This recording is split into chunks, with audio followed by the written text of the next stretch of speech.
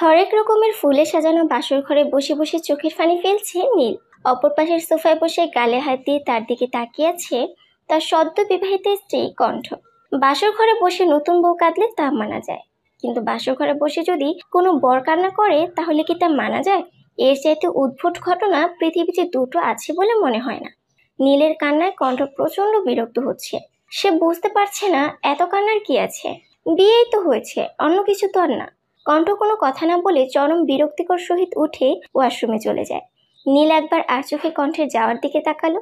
কণ্ঠকে দেখলেই নীলের কান্না উপচে পড়ছে। এই ছিল তার কপালে? সে তো কোনোদিন কারো কোনো ক্ষতি করেনি, তাহলে এটা কেন হলো তার সাথে? কেন হলো এমন? এর থেকে তো ভালো ছিল সে সারা জীবন চিরকুমার থেকে যেত। কিছুক্ষণ পর ফ্রেশ হয়ে ওয়াশরুম থেকে বেরিয়ে আসে কণ্ঠ। কণ্ঠ একবার নীলের দিকে তাকালো।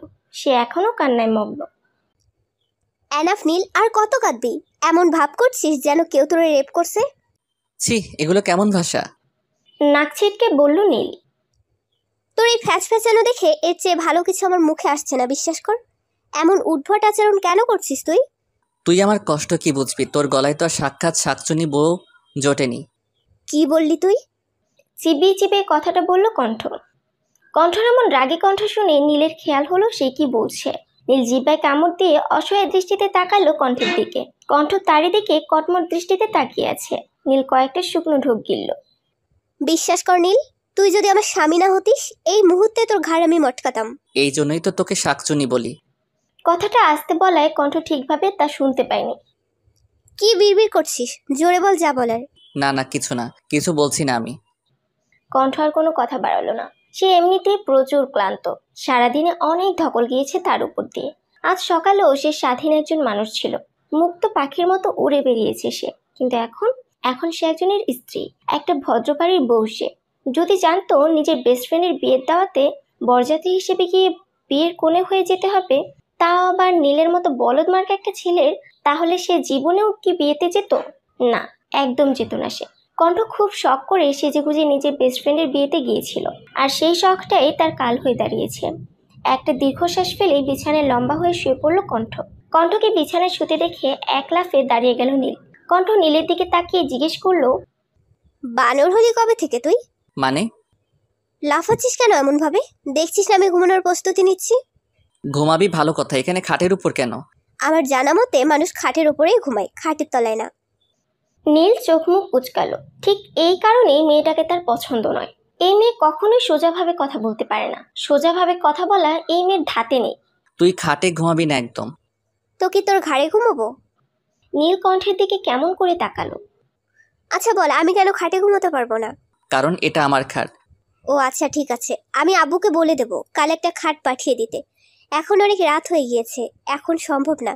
জানিসই তো আব্বু অসুস্থ, আজকে ঘুমোতে দে। তুই খাটে ঘুমালে আমি কোথায় ঘুমাবো? এবার যেন কণ্ঠের রাগ হলো। নিজেকে যথাসম্ভব শান্ত রেখে কণ্ঠ উত্তর দিল, মানুষ যেহেতু খাটে ঘুমায় সেহেতু তোরও খাটে ঘুমানোর কথা। অসম্ভব, আমি জীবনও তোর সাথে এক খাটে ঘুমাতে পারবো না। এক প্রকার চেঁচিয়ে কথাটা বলল নীল। একে তো এই আনএক্সপেক্টেড বিয়ে, তার উপর নীলের ফালতু বকর বকর মিলিয়ে কণ্ঠের মেজাজ এখন জ্বলন্ত আগ্নেয়গিরি। কেন রে, আমার সাথে এক খাটে ঘুমালে কি সমস্যা তোর? আমার গায়ে কি কোনো ছোঁয়াচে রোগ আছে যে তা তোর মোমের মতো শরীরে অ্যাটাক করবে? নাকি আমি কোনো বখাটে যে তোর মতো অবলা পুরুষকে একা পেয়ে তোর সুযোগ নেব, তোর সতীত্ব হরণ করব? কণ্ঠের এমন কথায় নীলের যেন কান দিয়ে ধোঁয়া বের হচ্ছে। নীল কোনো রকমে নিজেকে সামলে নিয়ে মিনমিন করে বলল, আচ্ছা ঠিক আছে, ঘুমা তুই। Good boy. আর শোন, ঘুমের সময় আমি সাউন্ড একদম পছন্দ করি না। যদি তোর ভ্যা ভ্যাঁ একটা শব্দ আমি পাই তাহলে তোর এমন অবস্থা করব সারা জীবনে আর মুখ দিয়ে শব্দ করার মতো কোনো অবস্থায় থাকবি না। নীল এমনিতেই কণ্ঠকে কিছুটা ভয় পায়, আর এখন কণ্ঠের এমন হুমকি শুনে নীল ঠোঁটে আঙুল দিয়ে চুপ করে রইল। ক্লান্ত থাকায় অল্প সময়ের মধ্যে কণ্ঠ ঘুমিয়ে যায়। নীল কণ্ঠের দিকে মুখ গোমড়া করে তাকিয়ে আছে। নিজের ভবিষ্যৎ নিয়ে তার এখন ভীষণ চিন্তা হচ্ছে। বাবা এটা আমার সাথে কিভাবে করতে পারলো? কোণে পালিয়ে গিয়েছে বলে কি তিনি এমন একটা ধানি লঙ্কা টাইপ মেয়ের সাথে আমার বিয়ে দিবে? আর ওই মেয়েকেও বলি, বিয়ে যখন করবি না তখন রাজি কেন হয়েছিলি? ধান্দাবাজ মেয়ে মানুষ কোথাকার। কিন্তু ওই মেয়ের কথাবার্তায় তো কোনোদিন মনে হয়নি যে ওই মেয়ের অন্য জায়গায় চক্কর আছে। ফোনে কত মিষ্টি মিষ্টি কথা বলতো, আহা, মনে হতো সে রসগোল্লার চাইতেও কয়েকগুণ বেশি মিষ্টি। কিন্তু বিয়ের দিন কি করলো? পালিয়ে গেল। সেও অন্য জায়গায় চক্কর আছে। যদি না থাকে তাহলে পালালো কেন? আমাকে কি পছন্দ নয় তার? আরে কিভাবে আমাকে অপছন্দ করবে সে? আমি কি দেখতে খারাপ নাকি তাহলে? আরে তাহলে যাই হোক না কেন, ওই মেয়েকে যদি পাই একবার আচ্ছা করে বকে দিব। বেয়াদব মেয়ে মানুষ, ওর চক্করে আমার জীবনে এই শাকচুনি পার্মানেন্টলি জুড়ে গেছে। এখন আমার কি হবে? এই মেয়ে তো আমাকে শান্তিতে বাঁচতে দেবে না। কোন কুক্ষণে যে এই মেয়ে আমার কপালে এসে জুটেছিল। হাবিজাবি ভাবনার মাঝে নীল ডুব দিল অতীতে, যেদিন কণ্ঠের সাথে তার প্রথম দেখা হয়েছিল। ওই দিনকে নীল নিজের জীবনের অভিশপ্ত দিন হিসেবে মনে রেখেছে। নীল তখন অষ্টম শ্রেণীর ছাত্র। বাবার ট্রান্সফারের কারণে তারা সে বছর সিলেট থেকে ঢাকায় শিফট হয়েছিল। সেদিন ছিল স্কুলে নীলের প্রথম দিন। নীল বরাবরই শান্ত স্বভাবের ছেলে। স্কুলে নতুন হয় সেদিন তাকে স্কুলের সিনিয়র স্টুডেন্টরা আটকে ছিল। নীলকে কোনো বড় আপুকে প্রেম নিবেদন করার টাস্ক দেওয়া হয়েছিল। নীল রাজি হলো না, যার দরুন তাকে বলা হলো মাঠে সবার সামনে কানে ধরে উঠবস করতে। নীল এতেও রাজি হলো না, আর ওইদিকে বদমাস সিনিয়রগুলো তাকে ছাড় দেবার নয়। অবশেষে নীল পরাজিত হলো ওদের কাছে। চোখে এক সমুদ্র অশ্রু নিয়ে সে কানে ধরে উঠবস করার প্রস্তুতি নিল। যখনই সে বসতে যাবে তখন পেছন থেকে একটা মেয়ের ভরাট কণ্ঠ ভেসে আসলো। কি হচ্ছে এখানে? নীল তাকিয়ে দেখলো নীল রঙের স্কুল ড্রেসে পরিহিত দুই বিনুনি করা একটা মেয়ে দাঁড়িয়ে আছে। মেয়েটির হাতে ছোটখাটো চিকন একটা লাঠি। মেয়েটাকে দেখে বদমাস সিনিয়রগুলো কেমন ঘাবড়ে গেল। দেখো কণ্ঠ, এখানে তোমার কোনো কাজ নেই, তুমি যাও এইখান থেকে। অবশ্যই যাব, তবে এই বলদকে সাথে করে নিয়ে যাব। নীল বেশ বুঝতে পেরেছিল কণ্ঠ নামের তেজি মেয়েটা তাকেই বদলোক বলে সম্বোধন করেছে। এতে নীল যেন কিছুটা অপমানিত হলো। দেখো কণ্ঠ, এটা আমাদের ব্যাপার, তুমি যাও। আচ্ছা এই বলদ, চলো। নীলকে উদ্দেশ্য করে কথাটা বলল কণ্ঠ। ও কেন যাবে? ওর কাজ আছে এখানে। আচ্ছা তা কি কাজ আছে শুনি? আমাদের ব্যাপারে তুমি সবসময় নাক কেন গলাতে আসো? আমার স্কুলে আমার চোখের সামনে যখন কেউ অনৈতিক কাজ করে, কাউকে বিরক্ত করে, তাহলে আমি কিভাবে চুপ করে থাকি বলো তো স্বামী ভাইয়া? জানো তো আমি আবার একটু মাদার তৃষা টাইপ মানুষ। বলি ডান চোখে একটা টিপ্পনি কাটলো কণ্ঠ।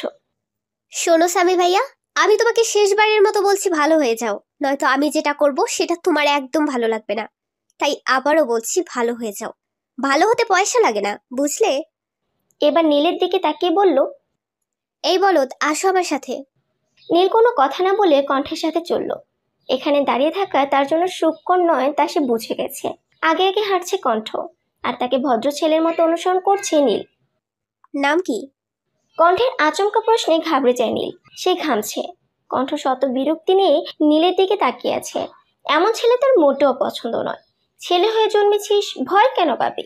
ভয় পাওয়া কি তোদের মানায় নাকি? আজব। আমি শুধু নাম বলতে বলেছি, কাউকে খুন করতে বলিনি যে তুমি এমন ঘাবড়ে যাচ্ছ। Busy man. নীল স্বাভাবিক হতে পারল না। কণ্ঠ এবার নরম স্বরে জিজ্ঞেস করলো। নাম কি তোমার চান্দু? নীল। নীল? হলুদ কেন নয়?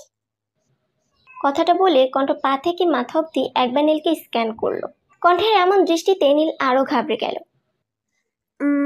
তোমার নাম নীল না হয়ে লাল হলে ভালো হতো। দেখো তোমার মুখটা কেমন লাল টমেটোর মতো হয়ে গেছে। নীল কিছু বলল না। সে অবলা ছেলের মতো দাঁড়িয়ে রইল। আচ্ছা বাদ দাও, কোন ক্লাসে তুমি? ক্লাস 8। আরে আমিও তো সেম ক্লাস। আমি তোকে তুমি করে বলছি। উফ, আমিও না কত ফর্মালিটি করি। শোন চান্দু, আজ থেকে তুই আমার ফ্রেন্ড। যেন তেন ফ্রেন্ড নয়, আজ থেকে তুই আমার বেস্ট ফ্রেন্ড, বুঝেছিস? আমি আপনার বেস্ট ফ্রেন্ড কেন হতে যাব? আমি তো আপনাকে চিনিও না। কণ্ঠ মুখ বাঁকালো। ওই আপনি আপনি কি করছিস? আমি কি তোর খালা আম্মা লাগি নাকি? তুই করে বলবি, তুই ছাড়া অন্য কিছু বললেই মাইর। একেবারে কঠিন মাইর, মনে থাকবে। আর চিনিস না তো কি হয়েছে, আস্তে আস্তে চিনে যাবি, নো প্যারা। আর শোন, একদম আপনি আপনি করবি না বলে দিলাম। নীল ভয় পেল। সে মাথাটা হালকা উপর নিচ করে বোঝালো তার মনে থাকবে। সে এখন থেকে কণ্ঠকে তুই করেই সম্বোধন করবে। সেদিন থেকে কণ্ঠ আছে নীলের জীবনে। একসাথে স্কুল, কলেজ, অতঃপর ভার্সিটি। ভার্সিটি নিয়ে আবার আরেক ঝামেলা হয়েছিল। নীল পড়ালেখায় ভালো ছিল। অন্যদিকে কণ্ঠ তার ছন্নছাড়া স্বভাবের জন্য সবসময় টেনে টুনে পাস করত। স্বাভাবিকভাবেই নীলের পাবলিক ভার্সিটিতে হয়ে গেল, কিন্তু কণ্ঠের হয়নি। তাকে বেসরকারিতে ভর্তি হতে হয়েছিল। এখন কথা হলো, তার নীলকে ছাড়া চলবে কি করে? সে তো ম্যানেজ করে নিবে, কিন্তু নীল, ও তো মানুষের সাথে মিশতে পারে না। তাহলে আকাশ কুসুম চিন্তা করে কণ্ঠ নীলকে এক প্রকার বাধ্য করলো বেসরকারি ভার্সিটিতে ভর্তি হতে। ইতিহাসে নীলই মনে হয় একমাত্র ছাত্র যে কিনা ঢাকা বিশ্ববিদ্যালয়ে ভর্তির সুযোগ পেয়েও বেসরকারি ভার্সিটিতে পড়াশোনা করছে। সোফার সামনে থাকা টি টেবিলের সাথে বাড়ি খেয়ে নীল অতীত থেকে বেরিয়ে আসলো। সে একবার কণ্ঠের দিকে তাকালো। নিশ্চিন্তে ঘুমাচ্ছে মেয়েটা। ঘুমের মধ্যে কত শান্ত লাগছে দেখতে। এখন ওকে দেখে কেউ বলতে পারবে না জেগে থাকলে সে কত ভয়ানক হতে পারে। নীল কণ্ঠের দিকে তাকিয়ে একটা দীর্ঘশ্বাস ফেলে সোফায় গুটিসুটি মেরে শুয়ে পড়লো। শোয়ার সাথে সাথে ঘুমের এসে হামলা করলো। সারাদিনে তো তার উপর দিয়েও কম ধকল যায়নি। দূর থেকে ভেসে আসা ফজরের আজানের মধুর শব্দে ঘুম হালকা হয়ে এলো কণ্ঠে। আড়মোড়া ভেঙে উঠে বসলো সে। বার দুয়েক চোখ কষলে চোখ মেলে তাকিয়ে দেখতে পেল সোফায় গুটিসুটি মেরে শুয়ে থাকা নীলকে। নীলকে দেখতে অনেকটা বাচ্চার মতো লাগছে। নীলের স্বাভাবিক চরিত্র অনেকটা বাচ্চার মতোই। ও অনেক ইমোশনাল একটা ছেলে। ও জীবনটা তেমন একটা প্র্যাকটিক্যালি চিন্তা করতে পারে না। ওর কাছে নিজের পরিবার আর পরিবারের ইমোশনটাই আগে। ও নিজের পরিবারকে অনেক ভালোবাসে। তাই তো মায়ের এক কথায় নীরাকে বিয়ে করতে রাজি হয়ে যায়। আর নীরা পালিয়ে যাওয়ায় বাবার কথায় শত অনিচ্ছে সত্ত্বেও কণ্ঠকে সে বিয়ে করে। কণ্ঠ নীলের দিকে কিয়ৎক্ষণ তাকিয়ে থেকে ওয়াশরুমে যায়। ফ্রেশ হয়ে অজু করে এসে কণ্ঠ নীলকে ডাক দেয়। স্বামী, ওগো স্বামী, উঠুন। ফজরের আজান দিয়ে দিয়েছে, উঠুন এবার। নামাজ পড়তে হবে তো নাকি? উঠুন, উঠুন। কারো এমন আহ্লাদি ডাকে নীল ঘুমের ঘোরে ঠোঁট বাঁকিয়ে হাসলো। নীলকে ঘুমের মধ্যে হাসতে দেখে ভ্রু কুঞ্চিত হলো কণ্ঠের। এই বলদ, না হেসে ওঠ বলছি। তোর জন্য নামাজের সময় বসে নেই, ওঠ বলছি। কণ্ঠের ধমকে ধরফর করে উঠে বসে নীল। চোখের সামনে কণ্ঠকে দেখতে পায় ঘাবড়ে যায়। তো তুই আমার রুমে কি করছিস? লে, ছেলে বলে কি? আরে গাধা, বিয়ে তোর সাথে হয়েছে তো তোর রুমেই থাকবো, নাকি তোর ভাইয়ের রুমে থাকার কথা, ইডিয়েট। নীল কিছুক্ষণ থম মেরে বসে রইল। আস্তে আস্তে তার কালকের সব ঘটনা মনে পড়ল। যখন মনে পড়ল এখন কণ্ঠ তার বউ, তখনই যেন তার আবার কান্না পেয়ে গেল। একদম কাঁদবি না বলে দিলাম আমি। এই, তুই কি ছেলে বলতো? কথায় কথায় কোন ছেলে এত কান্না করে? এই নাকি আমার জামাই? ছি, আমি মানুষের সামনে মুখ দেখাবো কি করে? মান সম্মান কিচ্ছু থাকলো না আমার। নীল হাবলার মতন তাকিয়ে আছে কণ্ঠের দিকে। নীলকে এভাবে তাকিয়ে থাকতে দেখে কণ্ঠ নীলের পেশিবহুল বাহুতে জোরে একটা চিমটি কাটলো। আউচ, কি করলি এটা? চিমটি কাটলাম তোকে। নীল হাত ঘষতে ঘষতে বলল, কিন্তু কেন? আজান কখন দিয়েছে আর তুই এখনো বসে আছিস? সময় কি তোর নানা হয় যে তোর জন্য বসে থাকবে? তাড়াতাড়ি অজু করে আয়, আমি জায়নামাজ বিছিয়ে রাখছি। নীল কোনো কথা না বলে ওয়াশরুমে চলে গেল। অজু করে বেরিয়ে এসে নীল অবাক হলো, কারণ খাটের উপর তার জন্য সাদা পাঞ্জাবি আর টুপি সুন্দর করে গুছিয়ে রাখা আছে। নীল বুঝলো এটা কণ্ঠের কাজ, কিন্তু ও কোথায়? রুমে তো নেই। কোথায় গেল? নীলের ভাবনার মাঝেই বারান্দা থেকে কণ্ঠ রুমে আসলো। তারা দুজনে একসাথে নামাজ আদায় করে নিল।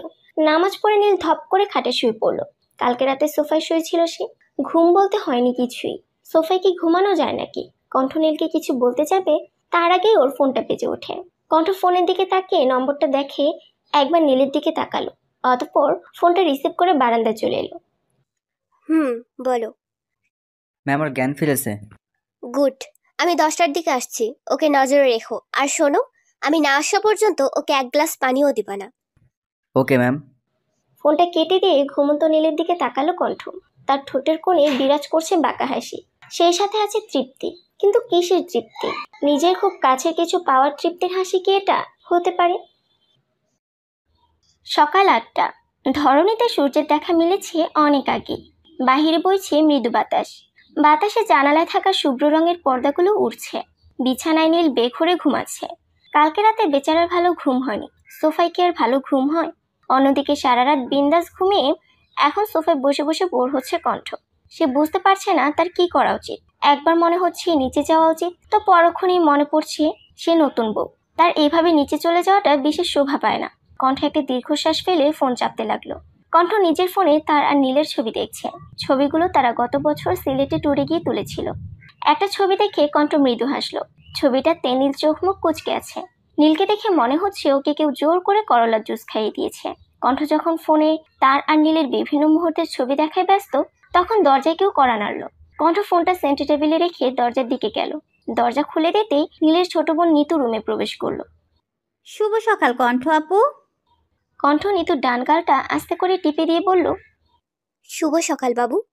জানো কণ্ঠ আপু, আমি না কনফিউজড। কণ্ঠ ব্রু কুঁচকে বলল, কেন কেন শুনি? আমি তোমাকে কি বলে ডাকবো, ভাবি নাকি আপু? আগে তো তুমি আমার আপু ছিলে, কিন্তু এখন এখন তো তুমি ভাইয়ের বউ, ভাবি হও। তাহলে কি ডাকবো, ভাবি নাকি আপু? চিন্তার বিষয়। কি ডাকবে বলো তো? নিতু কিয়ৎক্ষণ নিজের থুতনিতে শাহাদাত আঙ্গুল দিয়ে কয়েকবার বাড়ি দেওয়ার ভঙ্গিতে কিছু ভাবলো। কণ্ঠ ব্রুকুচকে তাকিয়ে আছে নিতুর দিকে। নিতুর বয়স 10, সে ক্লাস 5-এ পড়ে। বয়স কম হলেও সে যথেষ্ট বুদ্ধিমতী। সে মোটেও নীলের মতো গর্ধব টাইপের নয়। কিছুক্ষণ চিন্তা ভাবনা শেষে নিতুর চোখে মুখে খুশির ঝিলিক দেখা দিল। সে সবসময়ের মতো চমৎকার হেসে বলল, আমি আজ থেকে মানে এখন থেকে তোমাকে ভাবিপু বলে ডাকবো। নামটা কেমন? পছন্দ হয়েছে? কণ্ঠ আলতো হেসে বলল। পছন্দ হবে না আবার? খুব পছন্দ হয়েছে। নিতু আবারও চমৎকার ভঙ্গিতেই হাসলো। এই মেয়েটা ঠোঁটের কোণে সবসময় হাসি থাকে। যখন সে খুব খুশি হয় তখনও হাসে, আর যখন খুব কষ্ট পায় তখনও হাসে। ভাবিপু এখন নিচে চলো, আম্মু তোমায় যেতে বলেছে। আচ্ছা চলো। কণ্ঠ নিতুর সাথে নিচে আসলো। নীলের মা নীলিমা আর নীলের খালা মিলে টেবিলে নাস্তা দিচ্ছেন। কণ্ঠকে আসতে দেখে নীলিমা আদুরে কণ্ঠে বলে ওঠে, কণ্ঠ মা, আয় নাস্তা করে নে। তুই তো আবার সকালের নাস্তা তাড়াতাড়ি করিস। মৃদু হেসে চেয়ার টেনে বসতে বসতে বলল। আঙ্কেল কোথায় আন্টি? নীলিমা নিরুত্তর। নীলিমাকে চুপ থাকতে দেখে কণ্ঠ আবার বলে, আন্টি। কণ্ঠে ডাকে এবার নীলিমা ভ্রু কুচকালো। তুই কি আমাকে বলছিস? তোমাকে ছাড়া আর কাকে বলবো? নীলিমা যেন নারাজ হলো, বলল, আমাকে এখনো আন্টি বলেই ডাকবি কণ্ঠ? আমার কি শখ করে না নিজের ছেলের বউয়ের মুখে মা, আম্মু বা মামনি ডাক শুনতে? কণ্ঠ আবার হাসলো। নীলিমা কণ্ঠকে অনেক স্নেহ করে, অনেক ভালোবাসেন তিনি কণ্ঠকে। আগে যখন কণ্ঠ এই বাড়িতে আসতো, নীলিমা কণ্ঠের পছন্দের খাবার রান্না করে তাকে খাওয়াতো। কণ্ঠ নীলিমার রান্নার খুব ভক্ত। তার রান্না করা চিংড়ি মাছের মালাইকারি কণ্ঠের অনেক বেশি প্রিয়। আচ্ছা ঠিক আছে, এখন থেকে মামনি বলেই ডাকবো। এই তো আমার লক্ষ্মী মেয়ে। নীল কোথায় কণ্ঠ? ওঠেনি এখনো? না খালামণি, নামাজ পড়ে ঘুমিয়েছে। এই ছেলেটাও না এত ঘুম কাতরে। তুই খাওয়া শুরু কর।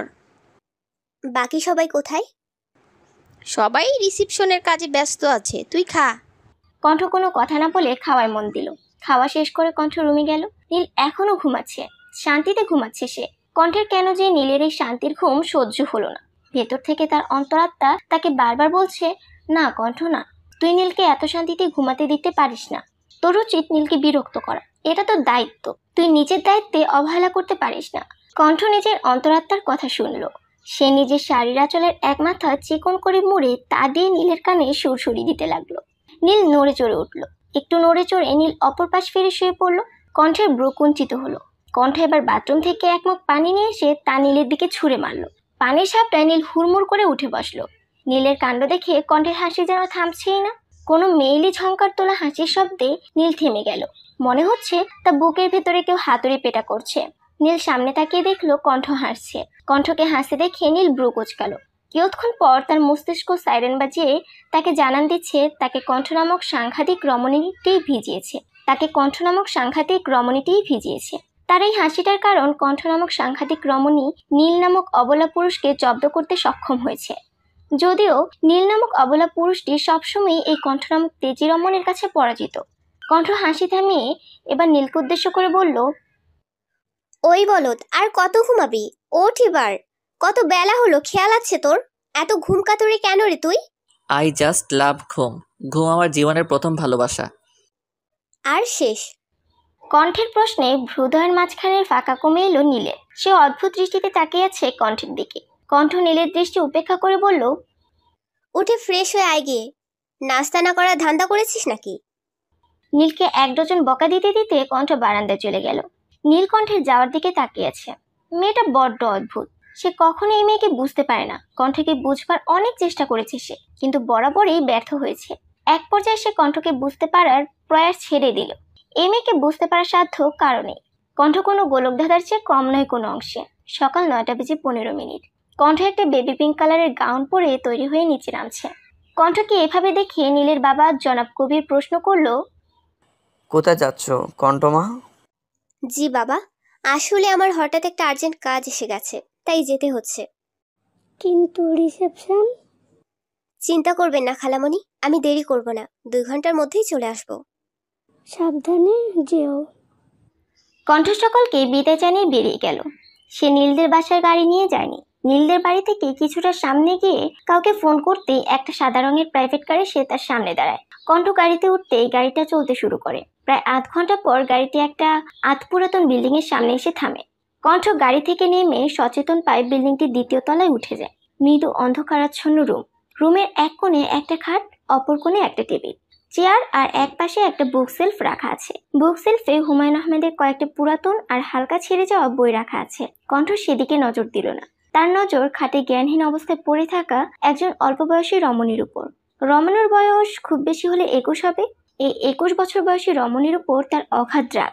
সে যে তার খুব প্রিয় কিছুর দিকে হাত বাড়িয়েছিল, তাকে কি সহজে ছেড়ে দেওয়া যায়? সহজে ছেড়ে দেওয়া কি ঠিক হবে? মোটেই না। তাকে শাস্তি পেতে হবে। কণ্ঠের জীবনের দিকে নজর দেওয়া শাস্তি, আর এই শাস্তি তাকে কণ্ঠ নিজের হাতে দেবে। কণ্ঠ বার কয়েক তালি বাজালো। তালি বাজাতেই একজন তরুণ এবং একজন তরুণী ভেতরে প্রবেশ করলো। জি ম্যাম। ওর জ্ঞান ফেরানোর ব্যবস্থা করতে হবে। এক কাজ করো, এক বালতি ঠান্ডা পানি নিয়ে আসো। কণ্ঠের কথায় তরুণটি বিনা বাক্যে ব্যয় চলল রুমের বাইরে। কিয়ৎক্ষণ পর সে ফিরে এলো এক বালতি ঠান্ডা পানি সমেত। পানির টেম্পারেচার কত? 5 থেকে 6 ডিগ্রি হবে ম্যাম। পানিতে কয়েকটা বরফের টুকরো ফেলে দাও রিশা। রিশা নামের তরুণীটি তাই করল। মাত্রাতিরিক্ত ঠান্ডা পানির ঝাপটা জ্ঞানহীন রমণীর উপর পড়তেই রমণী ধরফর করে উঠে বসে। সে ঘন ঘন শ্বাস টানছে।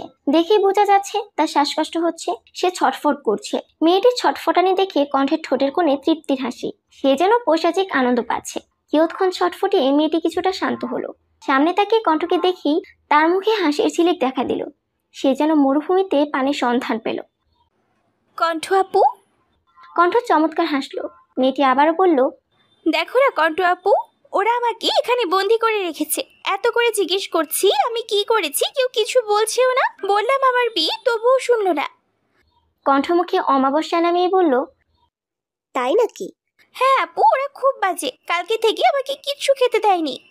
খিদে পেয়েছে তোমার? মেয়েটি মুখ গোমরা করে উপর নিচে মাথা দুলালো। কণ্ঠ তার পাশে থাকা ছেলেটিকে কিছু ইশারা করলো। ছেলেটি কণ্ঠের ইশারা বুঝতে পেরে মাথা নাড়িয়ে রুমের বাইরে গেল। মিনিট 2 বাদে সে ফিরে এলো। তার 2 হাত ভর্তি খাবার। সে খাবারগুলো টেবিলে রাখ। যাও যাও, খাও গিয়ে। কণ্ঠ কথাটা বলার সাথে সাথেই মেয়েটি দৌড়ে খাবারের কাছে গেল। উচ্ছ্বাসিত হয়ে খাবারের উপর থেকে ঢাকনা সরাতেই তার মুখে নেমে এলো অমাবস্যা। এগুলো কি কণ্ঠ আপু? কেন দেখতে পাচ্ছ না? এগুলো তোমার ব্রেকফাস্ট। খাও খাও। তোমার না খিদে পেয়েছে? এগুলো কিভাবে খাবো? কেন, ভালো লাগেনি এগুলো? এটা কি রুটি বলে? এটা তো পাথরের মতো শক্ত। আর রুটির সাথে কি আছে এগুলো? খেজুরের রসের গুড়, বলল শৈবাল। আমি এগুলো খাই না। শৈবাল, মীরা ম্যাডাম এগুলো খান না। এগুলো নিয়ে যাও, ম্যাডাম না খেয়ে থাকবেন। আমি কখন বললাম আমি না খেয়ে থাকবো? বলনি বুঝি? নীরা জেদ ধরল সেগুলো খাবে না। তাকে ডাবল ডিমের অমলেট দিতে হবে। নীরার কথায় কণ্ঠ ভীষণ বিরক্ত হচ্ছে। অপরদিকে রিশা অনেক কষ্টে নিজের হাসি চেপে রেখেছে। যে কিডন্যাপ করলো তাকেই ডাবল ডিমের অমলেট দিতে বলছে। শোনো মেয়ে, যদি খেতে চাও তাহলে এগুলোই খেতে হবে। এগুলো খেতে না চাইলে উপবাস থাকো। এক একজন জ্বালিয়ে খেলো আমায় একেবারে। কণ্ঠের ধমকে নীরা কেঁপে উঠল। তার চোখ ভরে উঠল তপ্ত অশ্রুতে। কণ্ঠ আরেক দফা বিরক্ত হলো। কান্না কি এখন নতুন ট্রেন্ড হিসেবে চালু হয়েছে নাকি? যাকে দেখি সেই কান্না করে। এদের সমস্যা কি ভাই? চোখের পানি এত কাছে কেন এদের? কান্নায় কি আছে আমি বুঝি না। নীরা ফুফিয়ে ফুফিয়ে কাঁদছে। আমাকে এখান থেকে নিয়ে চলো কণ্ঠ আপু, আমি এখানে থাকবো না। শৈবাল, আমাদের নীরা ম্যাডাম তো এখানে থাকতে চাচ্ছে না। কি করা যায় বলো তো? ওকে একটু যুক্তরাষ্ট্রে ঘুরে আনি, কি বলুন ম্যাডাম? হ্যাঁ, ইটস বেটার। আর আমাদের নীরা রানীর তো যুক্তরাষ্ট্রে যাবার অনেক দিনের শখ। নীরার কান্না ততক্ষণে থেমে গেছে। সে অদ্ভুতভাবে কণ্ঠের দিকে তাকিয়ে আছে। কণ্ঠ সেদিকে পাত্তা না দিয়ে চেয়ারে পায়ের উপর পা তুলে আরাম করে বসলো। নীরা একবার শৈবাল আর রিশার দিকে তাকালো। সে রিশাকে মারাত্মক ভয় পায়। কালকে পার্লারে রিশা তাকে যে 2টা থাপ্পড় দিয়েছে তা সে জীবনেও ভুলবে না। গালটা এখনো টনটন করছে। রিশার দিকে এক পলক তাকিয়ে নীরা কণ্ঠকে উদ্দেশ্য করে বলল, কণ্ঠ আপু চলো এখান থেকে, ওরা অনেক ভয়ঙ্কর মানুষ। নীরার কথায় শৈবাল শব্দ করে হেসে উঠল। কণ্ঠ ঘাড় ঘুরিয়ে শৈবালের দিকে তাকাতেই শৈবাল মুখে আঙ্গুল দিল। শৈবালকে হাসতে দেখে নীরা বোকার মতো প্রশ্ন করল, উনি হাসছেন কেন? এবার কণ্ঠ আলতো হাসলো। এই বুদ্ধি নিয়ে তুমি আমার কলিজার দিকে হাত বাড়িয়েছিলে, আমার সাথে টক্কর নিয়েছিলে, তারিফ করতে হয়। নীরা কণ্ঠের কথার আগামাথা কিছুই বুঝলো না। তুমি এগুলো কি বলছো কণ্ঠ আপু? বুঝতে পারছো না? নীরা মাথা ধুলালো। আচ্ছা নীরা, বলো তো তুমি এখানে কেন আর আমি এখানে কেন? আমি এখানে কারণ ওই মেয়েটা ঠাস ঠাস দুটো থাপ্পড় আর ওই ছেলেটা আমাকে ইনজেকশন দিয়ে এখানে নিয়ে এসেছে। রিশা, তুমি দুটো থাপ্পড় দিয়েছো? আরও একটা দেওয়ার ইচ্ছা ছিল, কিন্তু তার আগেই জ্ঞান হারালো। কণ্ঠ আপু, আমাকে এখান থেকে বের করো। কি তখন থেকে নিয়ে যাও, বের করো। এত কষ্ট করে তোমাকে কিডন্যাপ করলাম, কি এত সহজে ছেড়ে দিতে? মানে আমাকে তুমি কিডন্যাপ করিয়েছো? আমি স্যার আর কার ঠেকা পড়ছে তোমার মতন উটকো ঝামেলাকে কিডন্যাপ করাতে যাবে? মইটা তো তুমি আমার পাকা ধানেই দিয়েছো মেয়ে। তুমি আমায় কিডন্যাপ কেন করালে? কি করেছি আমি? রিয়েলি কি করেছো তুমি? আমার কলিজা ধরে নাচানাচি করে এখন বলছো কি করেছো? কি ভেবেছিলে তোমাদের প্ল্যান সাকসেসফুল হবে? ভাবলে কি করে আমি তা হতে দেব? নীরা কিছুটা ঘাবড়ে গেল। প্ল্যান? কিসের প্ল্যানের কথা বলছো তুমি? নীলাপার স্মৃতিশক্তি লোপ পেয়েছে ম্যাম। তাই তো দেখছি, তবে কোনো ব্যাপার না। I can't help her if she want. কি নীলাপা, লাগবে হেল্প?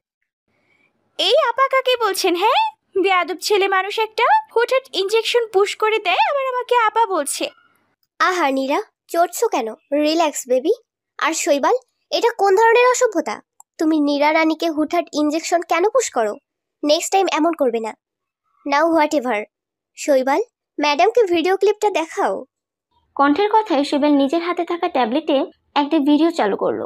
ভিডিওতে দেখা যাচ্ছে নীরা কারোর সাথে ফোনে কথা বলছে আর তার ঠোঁটের কোণে ঝুলছে শয়তানি হাসি। নীরা ফোনে যা যা বলছে তা এই ভিডিওতে স্পষ্ট।